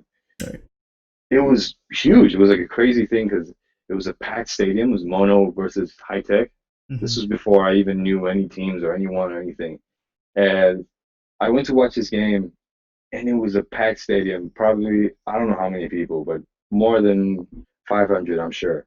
Mm-hmm. And man, like some people had to stand on the balcony of the second floor just to kind of see what was going on down there. And that was the first time I saw that basketball really got this is they got something there. You know, it's got some Yeah. potential there. People came to see um, Tyler Lamb, who was playing for High Tech at the time. He was in UCLA, but then transferred to another school. I'm not Oh, sure which okay. school. Yeah, Tyler Lamb, Freddie Goldstein came from the States as well, import. A lot of these imports, like this big name players that came from big Division Mm-hmm. One schools, were playing at the time, and you know they were doing crazy things that Thai people have never really seen. You They've know, never it's really just been exposed crazy, to. Yeah. yeah, crazy two-hand dunks, posterizations, crossovers, crazy threes. You know, so when I first was introduced to professional Thailand basketball, I thought it was insane. Like the people were really getting into it. And over the years, it's been growing, but at the same time, it's been kind of like going back down because nothing is really happening from this, and Mm-hmm. you know, so Which is why, I'm just really Tony, hoping. I have to really Yeah, give you credit for being able to represent both sides because you've just yeah. how first of all how respectful you are of it, but then also I Thank have you. two follow up. I have two kind of minor questions before we go into our hot fire Mhm. segment.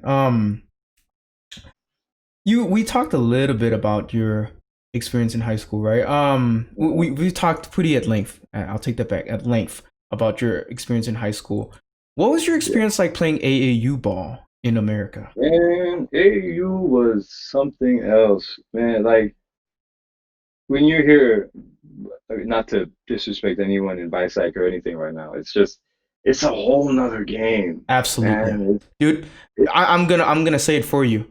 We were soft. yeah, man. Bizak League was Yo, soft, and not to discredit soft. anybody, they know it. Anybody will Toshi Mhm. will tell you. Like Harshal, Zach, Drew, and these guys have Man, played abroad or whatnot. They will be the first to tell you high school ball and the international circuit, or maybe even the Thai circuit. If you're gonna compare it to the states, I'm mhm. sorry, man. You It's can't. just like we weren't.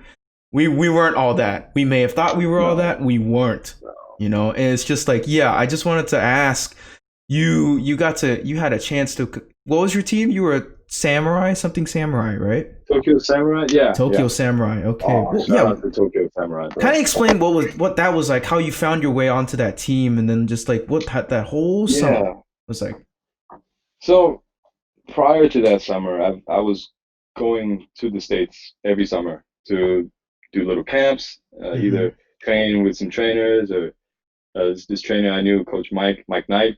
He took me into Seattle, Right, let me stay. Mike. Yeah, Coach Mike Knight took me to Seattle, let me stay there for a whole month, and just got me and NBC Sammy represent. Bourgeois. He used to go to NIST, but we was just there. We were just there for one summer, and all we did was work. It was the best summer of my life. But it was just that. It was just summer after summer. It was just training or either training or going to camps. So I Mm-hmm. was kind of around a lot of basketball, American basketball, I would say. But Mm-hmm. man, AAU, playing my first game in AAU was a game changer. Like I'd never experienced anything like it. It's so fun, You isn't it? know, it's so fun, It's so and crazy fun. refs don't call anything. Like a little tap here, they're not gonna call that. I No, mean, it's very physical. You know. it's physical, man. It was just fun. Like dudes was just elbowing me in my rib cage, but I wasn't complaining. I was like, finally, this is finally we got some physical action going on, and they're not gonna call anything. So it was the speed of the game was very different. Right. I didn't really know what was ever going on because people were moving Mm-hmm. so fast. Uh, first time I think it was the first time I saw crazy alley oops being thrown. Like, You were one of man, them, though. I saw your yeah, highlight yeah, tapes. okay, Even then, it was like, yeah. whoa, like okay, you were.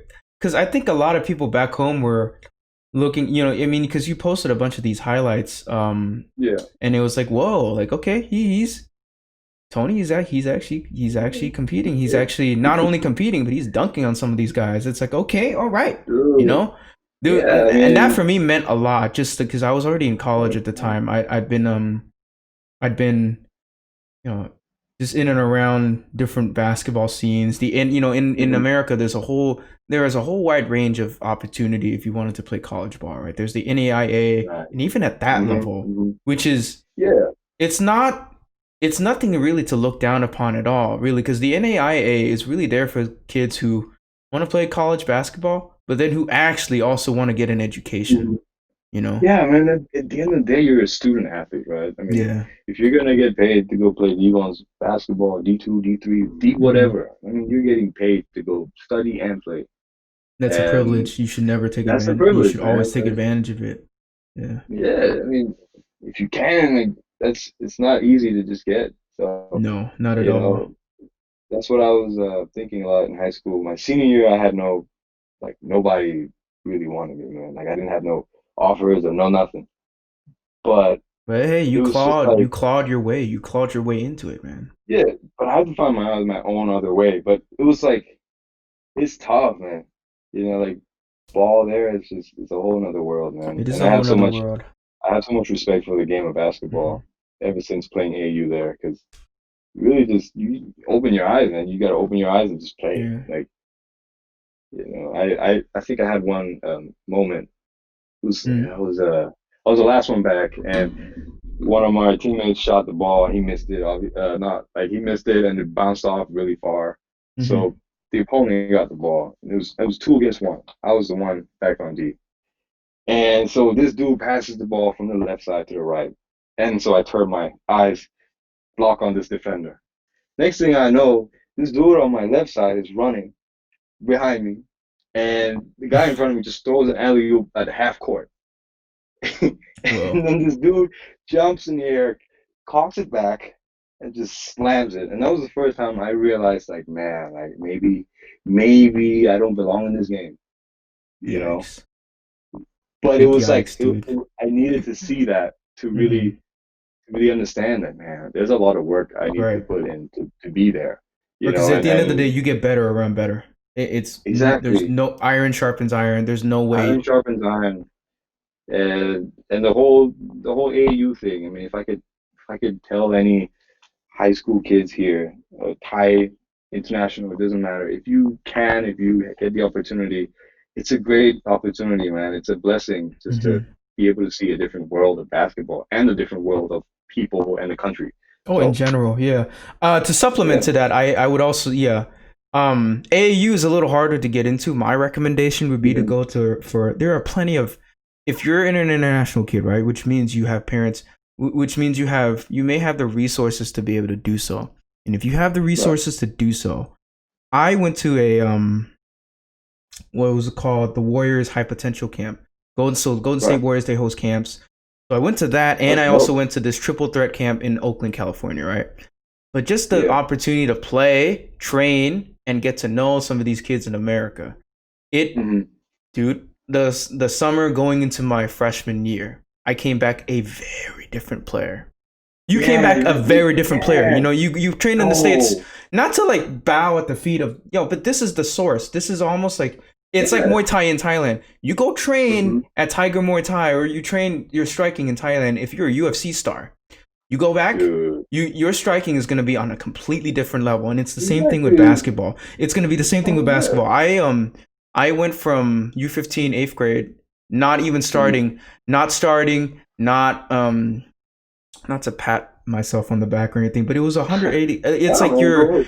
what you're saying, at least at the local level, because I think I'm more players like because you've at this point attained a level that not many people know of, right? But just like a tangible Hmm. thing that you can try to do is attend these camps. And for me, that Right. resulted in not starting, not even being able to go to away games. That really ate into me in eighth grade. Just Hmm. like Sucks, I man. would I'm have my telling you. gear. You may have had the same experience at one point or another. You get your gear, you head up to the Hmm. bus, and the coach tells you, "I'm sorry, you're not coming." In front of everyone, and says, "Yeah, Damn. I yeah, never yeah, had yeah, that yeah, type of experience, but yeah," and it ate that's into me, tough. man. It ate into me. But Oh, I use yeah, I'm that. sorry for that. But you use that. No, but you use that as fuel. I mean, he's a good coach. It's Yeah, just he definitely. knew A, he knew I wasn't gonna play. B, why travel? Right. Why waste? You could be doing homework. Which is such a painful thing. Coach Bob, I have the utmost respect for you now, but oh man, it was so like you've as an athlete, those experiences shape you, and so Yeah, I yeah. go from that to playing a whole bunch. And I'm like, okay, that's how it's going to be. If I don't work, fine, Man. I'm gonna do it. So I go from that to starting the next year. Yeah, Right. go from not even Nice. riding the bus to the next year starting. It was just Nice. so for those of you out there listening, if you have a chance, not and I'm not even saying America, okay, if you can find a way Mm. to camps like NBC, Yep. and then Yep. or if you can somehow find Hong Kong, China after Hmm. COVID-19, obviously, but After, just yeah. but the real Man. thing is what you're hitting at. What you hit at earlier was you worked the entire summer, because I think what happens with Yeah. NBC is kids get excited about basketball, but Hmm. Hmm. after a week and a half, or maybe not even a week and a half, like that allure starts to die off. Camp Yeah. culture is Yeah. a very theory thing. So it may be closing our talk before we go to our hot fire segments. Uh-huh. What would your advice be to say, yeah, that kid, that version of James, or Hmm. that Tony that couldn't really catch the ball, couldn't dribble the ball, was denied at the Hmm. bus, you know, for a second, do you have Yeah. any advice for that kind of kid um, who just wants to get Advice. better at the game? Yeah. What would your advice be? Man, the best advice to get better at the game is just to be a willing learner. It's just I see so many problems, not so many issues, not just with high Mm-hmm. school kids, but also with, professionals where they just ego is a big problem. You Mm-hmm. think you know more than you should, or you just think you're better than you are. And sometimes it doesn't translate very well, and for me, I think Right. having your game do the talking is the best type of talk. So Right. for anyone who's, new and just really wants to be the best that they could possibly be or be a certain type of basketball player, man, it all starts with, that first training session. It all starts with that first summer that you're willing to Right. to give to the game of basketball. Do it when you It's don't feel like doing it. It's like, yeah, yeah. that's the biggest thing because man, I trained so many times when I didn't wanna, Mm. I just I was tired, man, from the Yeah. workout before. ROTC. Yeah, It's, but you got to put in the work still, and You have to. those are the reps that will definitely get you better. The ones where you don't want to do it, Yeah. So In any for sport. any Any kid, sport. in any Yeah. sport, in anything, just for any kid listening to this right now, just work Get and out be there. willing to learn. Get out there, be willing to learn, ask questions. Get in contact with people that obviously know more than you, because that's the only way you're gonna learn. Hmm. More information is not always good, but depends on the information you're getting. Right. Um, so yeah, just be open minded and humble and just work hard. Yeah. That's And at how the I end of did the it. day, And too, it's a craft. It's a craft that yeah. it may not for 90% of us, right? 90, Mhm. 90 to 95%, we're not going to play basketball past high school. So even if it's a situation where you don't make the team, this at the end of Yeah. the day is a mechanism for you to meet people. For me, I'm Right. not playing professional. I'm not playing collegiate level basketball, but what I am doing is I'm making somewhat of a career out of it. You know, covering high Yeah. school sports or do Mhm. something like that, or not even like just the dedication that it takes to become good at anything. I feel like Right. can be learned a lot through professional sports. Just yeah. It's dedication, man. It's like at the end of the day, if there's something that you really want to do, Mm-hmm. what's stopping you? If there's something that you really have a goal to get, then what's stopping you? And the only person is you, right? So, All and right. we all get lazy. We all get, there's a whole bunch of obstacles that could be in our ways. But I mean, from what I know, Damian Lillard used to get a basket, put it on top of his, electricity pole or something, and just shot basketballs from it, Mm-hmm. like stuff like that. Like, if you really want it enough, you're gonna go get it, and it's not gonna seem like work. It's just gonna seem like something you want to do. All right. And yeah, man, that's pretty much the only advice that I could probably give, and you know, make All sure right. All it's right, kids. good. Well, you heard it there first. Anybody out there listening, just I hope that was encouraging you, guys. That's Tony Korsah D. Tony Thank you. KD, as a lot of people know him. Yeah, just call me From Thailand, KD. he plays dude, that's how you introduce yourself at that one NBC camp. I remember. Yeah, my name is Tony KD. It's just like Yeah. Ryan sort of gave you a Coach Ryan at the time. He gave you a look like, oh, Yeah. all right. Yeah, that's Tony KD, man. KD's No, but pretty all right. well. That's you have a cool last name. That's all I'm saying. You got a really Thanks, you got a man. really dope vibe about you. I really appreciate you coming on the Thank you. show. Thank you. That's been Tony Thank you for Corsa. having me, man. Yeah, absolutely, absolutely. Uh, so that was Tony. Before we go to the hot fire questions, I just want to remind our viewers um that if you would like to contribute to the show in any meaningful way, you can go ahead and send a voice message to anchor.fm/James-Kittiful/message. That's anchor.fm/James-Kittiful, KITTIPOL/message. Um, all right. So now we move into some hot fire questions for you. All right. I've never done Um, any of these, so yeah, okay, I purposely keep them vague just okay. so that guests can have some fun with it. And I promise there's at least one in there that isn't about basketball, but that'll be Okay. Okay. um I'm excited. but Let's hear it. the elephant in the room. Seeing that we're going through COVID-19 right now, just like there's virtually no sports unless you watch UFC. Um, did you watch The Last Dance? And do you have any thoughts on what you saw? Like, have you been watching?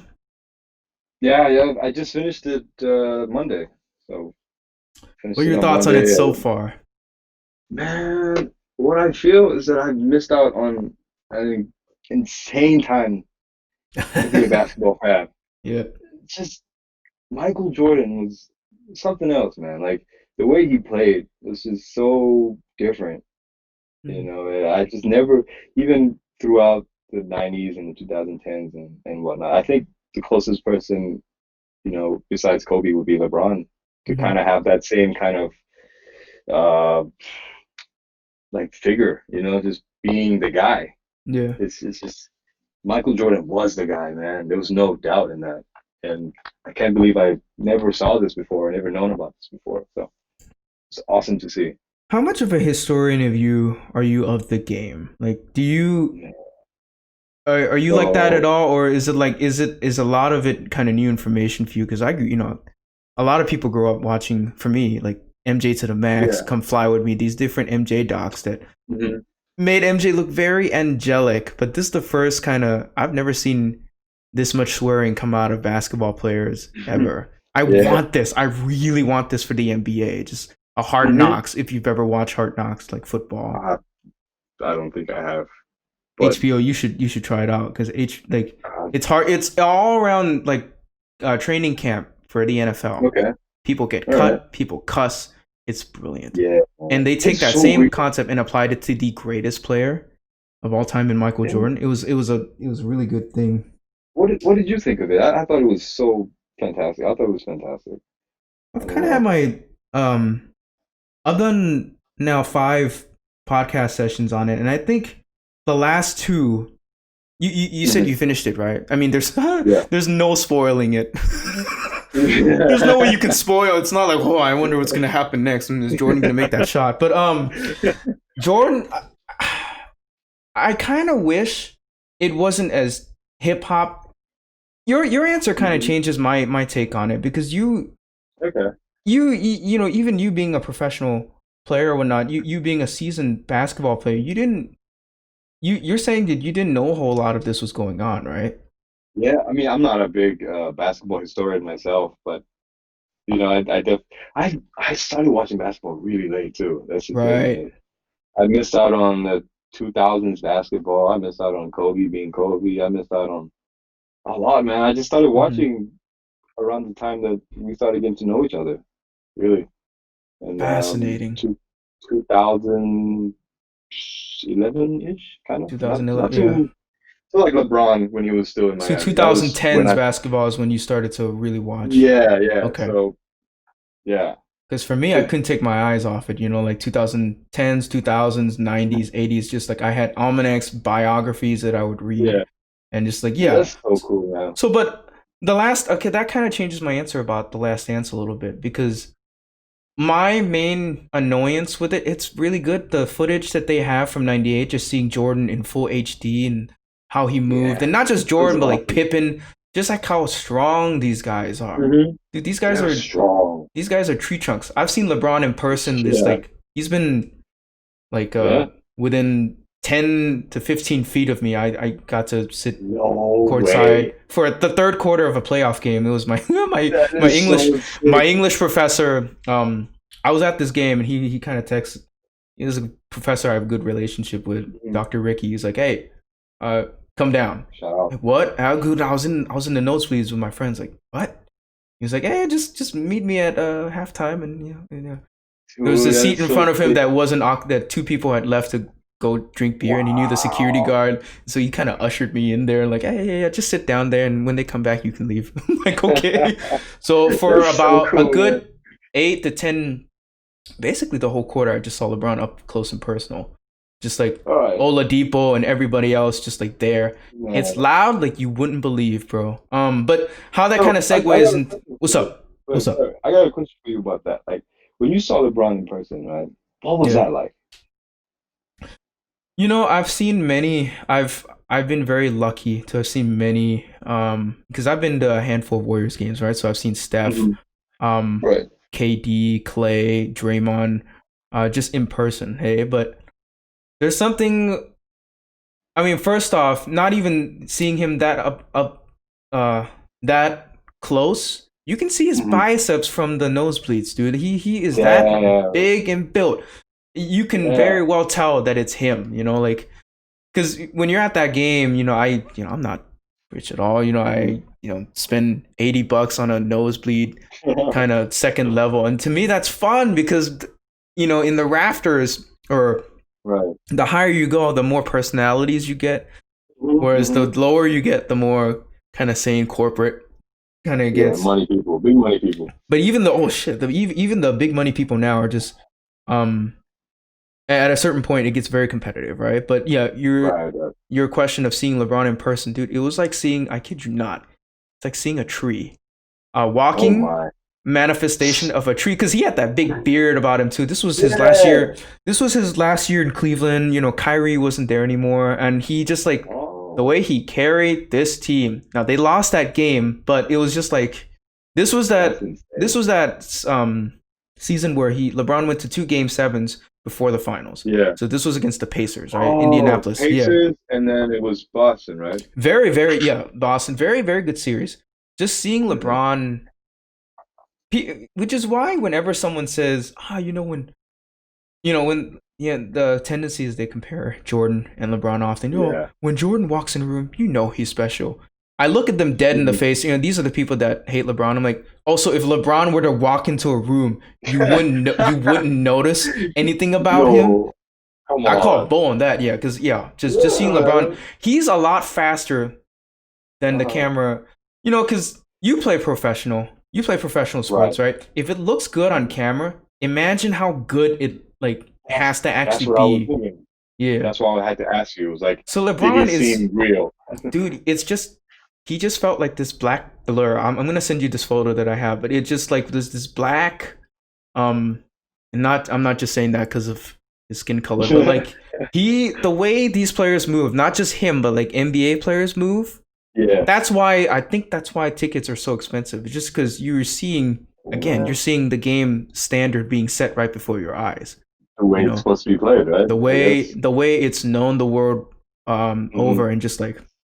And I think you might be able to get that same feeling if you went anywhere else, but just I think with LeBron there's that extra umph of like, holy cow, like this guy's been playing since I was in 3rd grade and he still looks like that, just like I think he even looked in our general direction at one point. I'm very lucky to be here, but going back to The Last Dance, the reason your answer changes my answer is because I think they know that a lot of people are not like me. I'm a complete basketball / sports nerd, and it's just like there are a lot of people that don't know that Michael Jordan had food poisoning, or Michael Jordan was kind of a Rottweiler to his teammates, or that Scottie Pippen requested a trade, or that Jerry Krause was trying to break up the team prematurely. Because when I always saw that trailer, I just wanted it to be all 1998, all basketball, but I guess they had a thing to do. For you, it accomplished a lot more than I thought it did for me. For me, I learned a whole lot about basketball, man. Just, a whole lot about a period in time of basketball.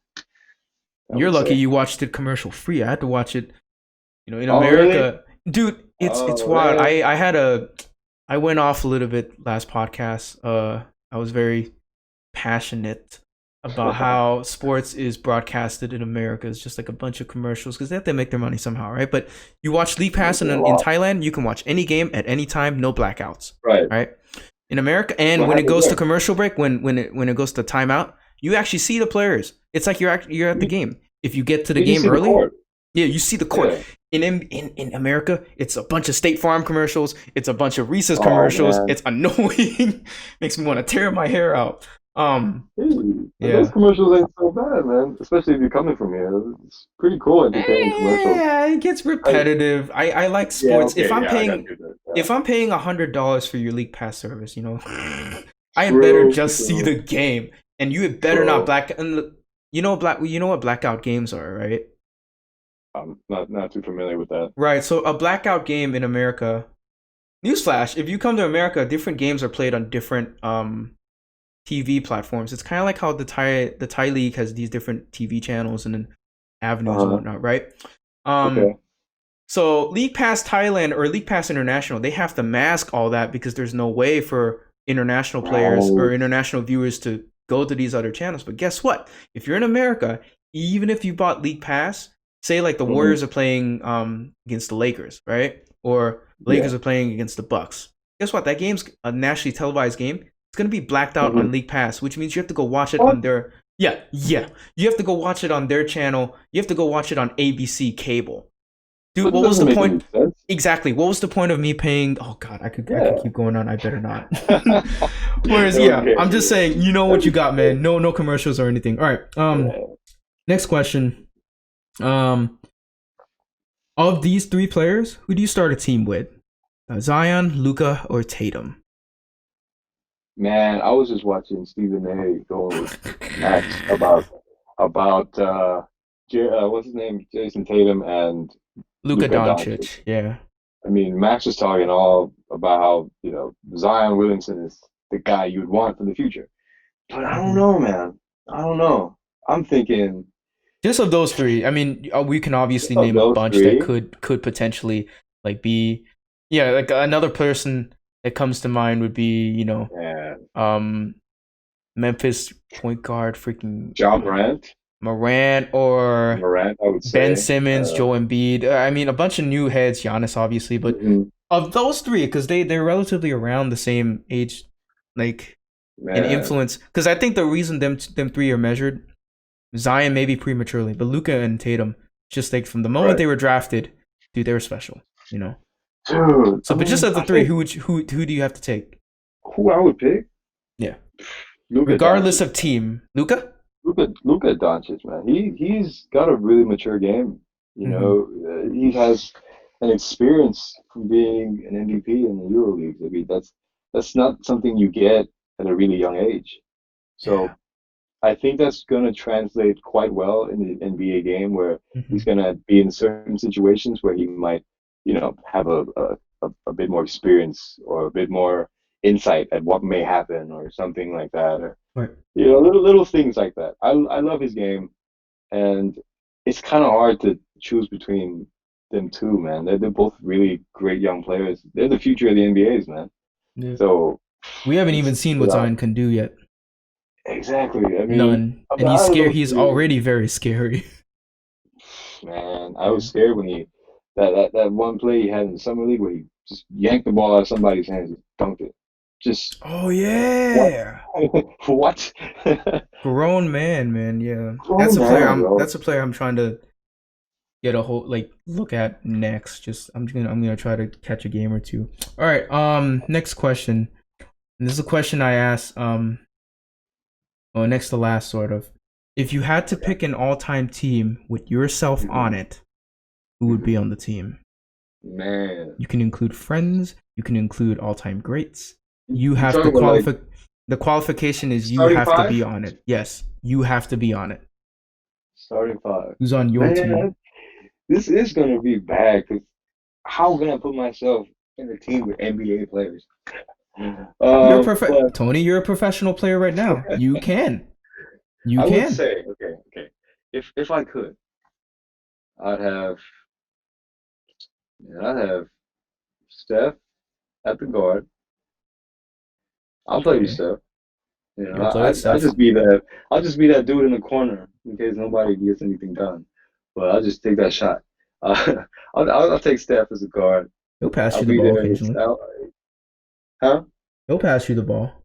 Yeah, I'll and then for my three, man, that's tough. Three, I would probably have Ben Simmons at my three. Whoa! I don't know if that's like a good thing because Whoa! I did not expect that. because what I'm thinking is like if I have Ben, he could probably rebound the ball at a really high rate and run the fast break. At the So three? Okay, okay, to have okay, that at my three, I don't know. I think there's something there, but I may be wrong. okay. I'm with at my four. Mm-hmm.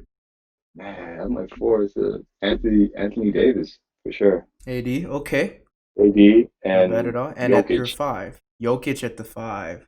Jokic at the five. I mean, it's not a great starting five, but these are just the players that I like their games, man. I just if I could play with them, I mean, why not? Starting You know? card. Tony Korsah. And you name all Damn, these other yo. players. Yeah, okay, but so your team with yourself on it hmm would be Steph, Ben Right. Simmons, hmm Anthony Davis, and Right. Jokic. That's Yeah. an I mean, interesting choice. I, These one of these players I would not one Steph I yeah. expected somewhat, but I mean, you gotta love to play with Steph, man. He seems like a really good teammate. Doesn't mhm. need the ball hog or nothing.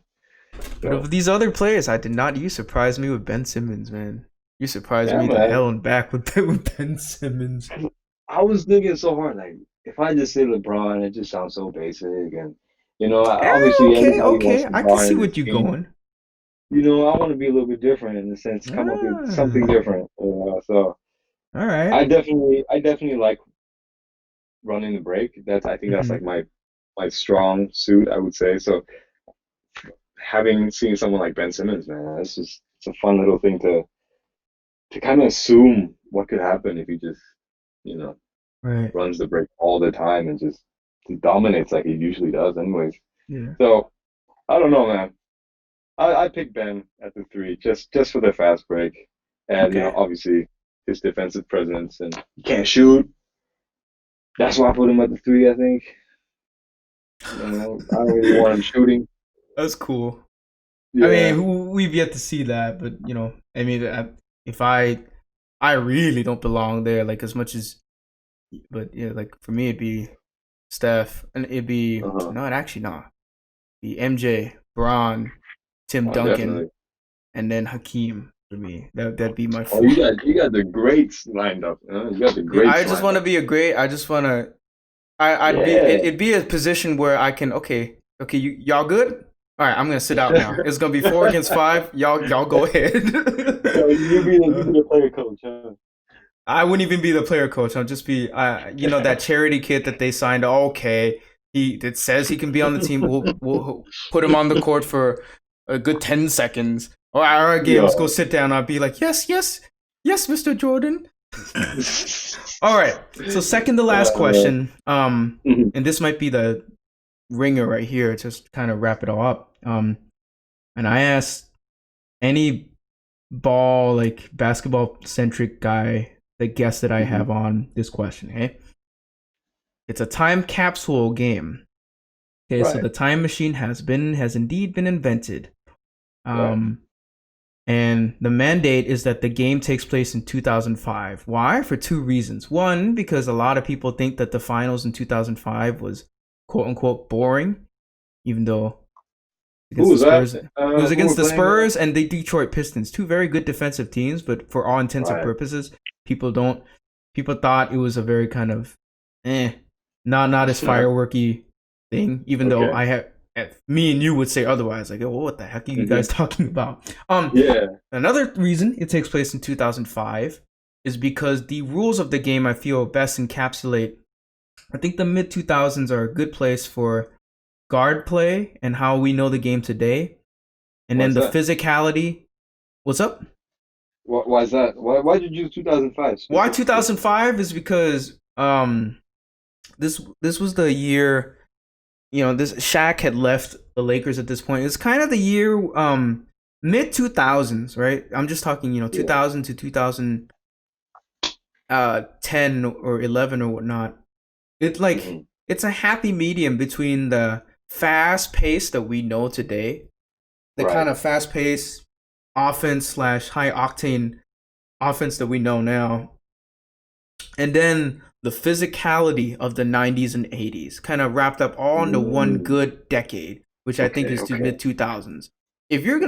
gonna, like, I'd go back and watch a ton of mid 2000s games, man, just because it, especially the '08 um, Redeem team playing against Spain, that might have been the best international game I've ever seen, right? Just like in the Redeem Olympics, team. they recently uploaded the game without commentary, Oh, so you can hear everything. Like dude, nice. Kobe rests his soul. He's trash talking Luis Scola on the side, like, Oh, and sick. LeBron like actually told him, "Hey, Kobe, stop, stop, stop. We're playing ball right now." It's amazing. I'd go. I'd go check it out. But okay, All right, man. I'll so the check it game out. takes place in 2005. High octane Hmm. offense, good physical defense, physicality, and all that. Which two teams would you like to see against each other in that scenario of In all time? 2005, Of of all all time, so time, any teams. any team will get in that time machine and they will meet in 2005 and play. Okay. Yeah. What will All your two time. teams be? Man, two teams. I wouldn't really pick the Warriors because obviously I think that style of game is just gonna be so different. I mean, they kind of changed the game of basketball. So Yep. I don't know if I could choose them, but man, I would probably go with the Cavs team. Ooh, What which what Cavs year? team? The year that they won. What year was 16, that? 2016. 2016. Didn't Okay. have a pretty good squad. Wasn't most people healthy? Like let's just say, um, that first year where they had, healthy Kevin Love, healthy Kyrie Irving, and LeBron James. If they True. were all healthy, I would pick them to maybe Okay. go. So they're a Cause contestant number one. Who's in the other yeah, corner? man, I'll probably say that just the 98 Bulls just to see. I want to see 98 Jordan. Bulls. Oh, Oof. 98, Okay. 98. My bad. I want to see Jordan go against Michael. I mean, I know it's, the comparisons and all that. I just want to see him go at it, man. It's just as a basketball fan, Yeah. how can you not want to see that? Just two greats going at it, you You could know. choose a lot. You could choose a lot of teams Yeah.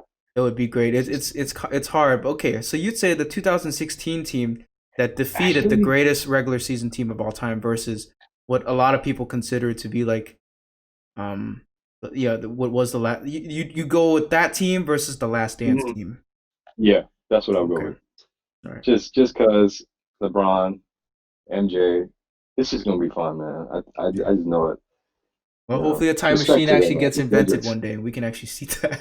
Um Yeah, that'll be cool. Well, what which my ones are which ones? I know my answers are, kind of like safe and a little bit boring, no, but no, not at all. which two teams did If you choose? anything, your answers have been like your answers have been different, which is why I wanted to ask you the question because like you've Okay. at every like you notice at every question it's like you've with the Last Dance I had some criticisms about it just because it seemed to be rehashing information that I already knew, but you didn't know that, so it kind I of didn't. broadened my perspective. Like whoa, like Ah, and then which players would you have on your team? You picked Ben Simmons because you wanted to be a little different, Cool. yeah. My pick for a time capsule game would be the 2013 Heat team that beat Ooh. the Spurs, that had that Uh-huh. Ray Allen comeback. Yeah, Just game because six that's shot. LeBron, that is LeBron at his absolute Yeah.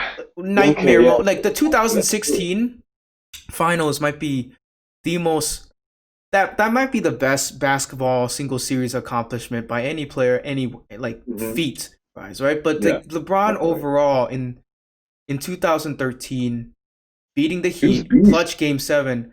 I've Yeah, that was him at his absolute prime, and that's the Hmm. given, right? LeBron Yeah. and the other team would be the '96 Bulls that went 72-10, and Ooh. yeah, that beat Gary Payton and The Supersonics. yeah, the Supersonics. For me, it's just a good matchup because okay, Jordan and LeBron, that's like the given. But then you take Hmm. those two teams into account. You got Dwayne Wade, you had Chris Bosh, Mike, you had Ray Allen, Mike Miller, Eric Right. Right. Spoelstra, coach. You had That was a good team, you had man. Birdman coming off the bench. You had Shane Battier, Mark. Mario Chalmers. Yeah, I remember It goes Chalmers down. being very good Yeah.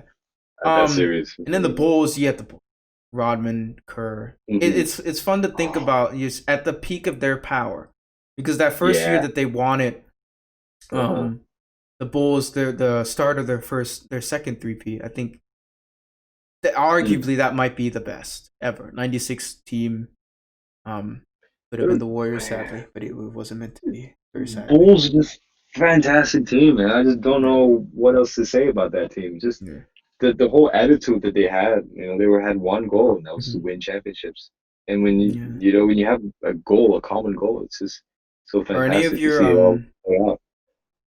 What's that? friends slash like pro players, fellow professionals watching it? What's kind of been the mentality of them watching it, or have they been watching it at all? Man, Same thoughts, I pretty much, or is it like I'm not really sure. Like this whole COVID-19, I haven't really been keeping in contact with too many people, and sorry about that. But no, that's it's fine. just No, no, been no. You've been busy, just bro. been a really yeah. It's like I just try to disconnect myself a bit more, so I don't Mhm. really know what my friends kind of think about it. But I mean, it's Michael Jordan, man. It's just Yeah. what can you think? Yeah. Well, we He's wish you a that's Black speedy Jesus. recovery, man. Honestly, just Thanks, continue to man. Thank you. rehab. My last question, it's not basketball related, just to kind of Okay. cap it all off. Mhm. What musical artist would people least likely suspect you listen to? Man, Least okay. So likely. when anyone asks me what type of music do you listen to, Hmm. I always say John Mayer. Like Oh, I've that's seen. Great choice. that's just I always just go with John Mayer, and to some people that's really strange. Is You it? know, if yeah, I mean, dude, like okay, like when I was in the States, it was Okay. very weird for me to try and fit in because I look black, Hmm. I look like I'm one of them, or like I probably they probably thought I'd speak every single slang that Ebonics. they had, Yeah. and yeah, and so when they asked me, what type of music do you listen to, they were thinking probably something like what's hip, what's like some rap song or some Drake or some Migos or something, some trap music. But I just say John Mayer every time, and they John just Mayer. confused. They're just Absolutely. like, wait, what? And yeah, man, I just go Which with John Mayer album? all the time. Man, all the albums. I'm a huge John Mayer fan. I love his album from the one in the 1998, which was I'm not too sure which The one it was, but Squares? The Room for Squares. I think that was one of my favorite albums because that was John at his just John. Really? In one of his purest forms. He was just so new. He was so full of himself. He was so Because new and most so young. people, myself included, I'd say Continuum would be like Oh, I just mean, that the cap of the yeah. cap, the one that really put him on notice. Because Hmm. everyone, I feel like prior to that, which is kind of a shame because it credits to the music industry or whatnot, they kind of pegged him as the Yeah. guy who just sings "Your Body Is a Wonderland" and like "Daughters" or Yeah. whatnot. Which, yeah, it's not That's in the pantheon of his that's songs, why but I'm not like a big fan of Continuum, just mhm. because it's very pop, and it's great, but What? it's just kind of like for everyone. And I don't know, when I What? listen to John Mayer, Dude, I'm what a oof. I'm a what's big that? John Mayer fan too. Like I feel like Continuum was the one that really set him apart from the. It was like the least kind of Oh, popish thing, where he started to go really? down that. You know the Because continue 2006 album. It started off with "Waiting on the World to Change," which yeah, wow, it just completely okay, that was a good whoa. yeah. Okay, from my Gravity, from my from my whatnot. perspective is What's that up? I loved like his stuff from when he was really young because Mm-hmm. the lyrics that he used to put in, the types of songs, the way his music was formed, it was like telling Mm-hmm. a story, and you're kind of just listening to his story and you're getting involved in his story and the way he's trying to portray it. It was just it was beautiful. And to me, and Right. Continuum was more like just him really showing that, he understands his music now. He understands what kind of music he's going with at Gotcha. this, Okay. you know what I mean? Because if you really kind of pay attention, his albums kind of just change throughout the year. Like it's kind They of a have. different They have. theme in one, it's a different theme in one album compared to the other album. And he went through an album where he moved to Montana because he had throat surgery or something. And that album was one of my favorite albums too What, because it was Paradise so different. Valley Paradise or Valley, Born and man, it was Raised? both of them. Gotcha. Both of them was this is so different. How did he go from Room for Squares to Continuum to Search for a Montana everything. boy, Yeah. a cowboy, just I don't know how he does it, man. That's why I just love John Mayer. He just A good singer really songwriter speaks to me. too. Hmm. Yeah, exactly. One So, of the greatest, and he's one of the greatest guitarists. Like, dude, ah dude, man, I'm kind of sad I didn't ask this earlier because music is another area. I think, well, uh-huh. because I've seen you. Oh, You've been in plays in high school, right? Like, you've I been in love plays. music, man. You're also a very musical person, which a lot of people may not know Yeah, about you. it's oh my Yeah. God, man. He growing up, I mean, he just used to have like a bunch of CDs from literally anything you could think about, any type of music Same, absolutely the you could same. We think. Yeah, listened to everything so from Beethoven to Stevie Wonder. yeah, So my dad yeah. couldn't really sing. He'd more like Chinese opera style. Ah, you know. But So, yeah, man, like I grew up on all these types of music, so I was never really locked into a certain type of mhm. music. I never really liked one certain type of music more than the other because it's music, man. At the end of the day, it's like what can these instruments make you feel like? You Yeah. know, what can these words make you feel like? And that's what I really like about music, you know. Yes, well, I'm So, glad I asked you the question, right? That was our last question. Tony, you just did two all right, man. hours. Oh, really? You just did 2 hours, man. I'm so Man, time was just flying by. it's been so good to have you on, Tony. I Thank you. really, again, I really appreciate you coming on, just taking the time. Thanks for It having must me, man. I be, really appreciate this. was it 2 in the morning for you now? Oh man, I feel so It's bad. like one something. That's all right, man. It's COVID timetable. It's a little bit different. There's no way, especially for me, I have no such word as late anymore. Anytime somebody wants me to Yeah, do something, it's like, okay, I guess I'm doing it now. I guess you could have Anything, more hours to the day if you wake up early, or if you I don't. guess Either way, I mean, you get stuff in, done. You can if you want. mhm. You I know, guess in closing, it's Tony, do weird, you man. have anything more you'd like to say as far as an update slash what's going on with you and how can we reach and find you Um, if you'd like for people to maybe follow you a yeah, little yeah. more? So for any like updates on how or what I'm doing, I'm quite active on Instagram, so just follow me at Tony KRSDK.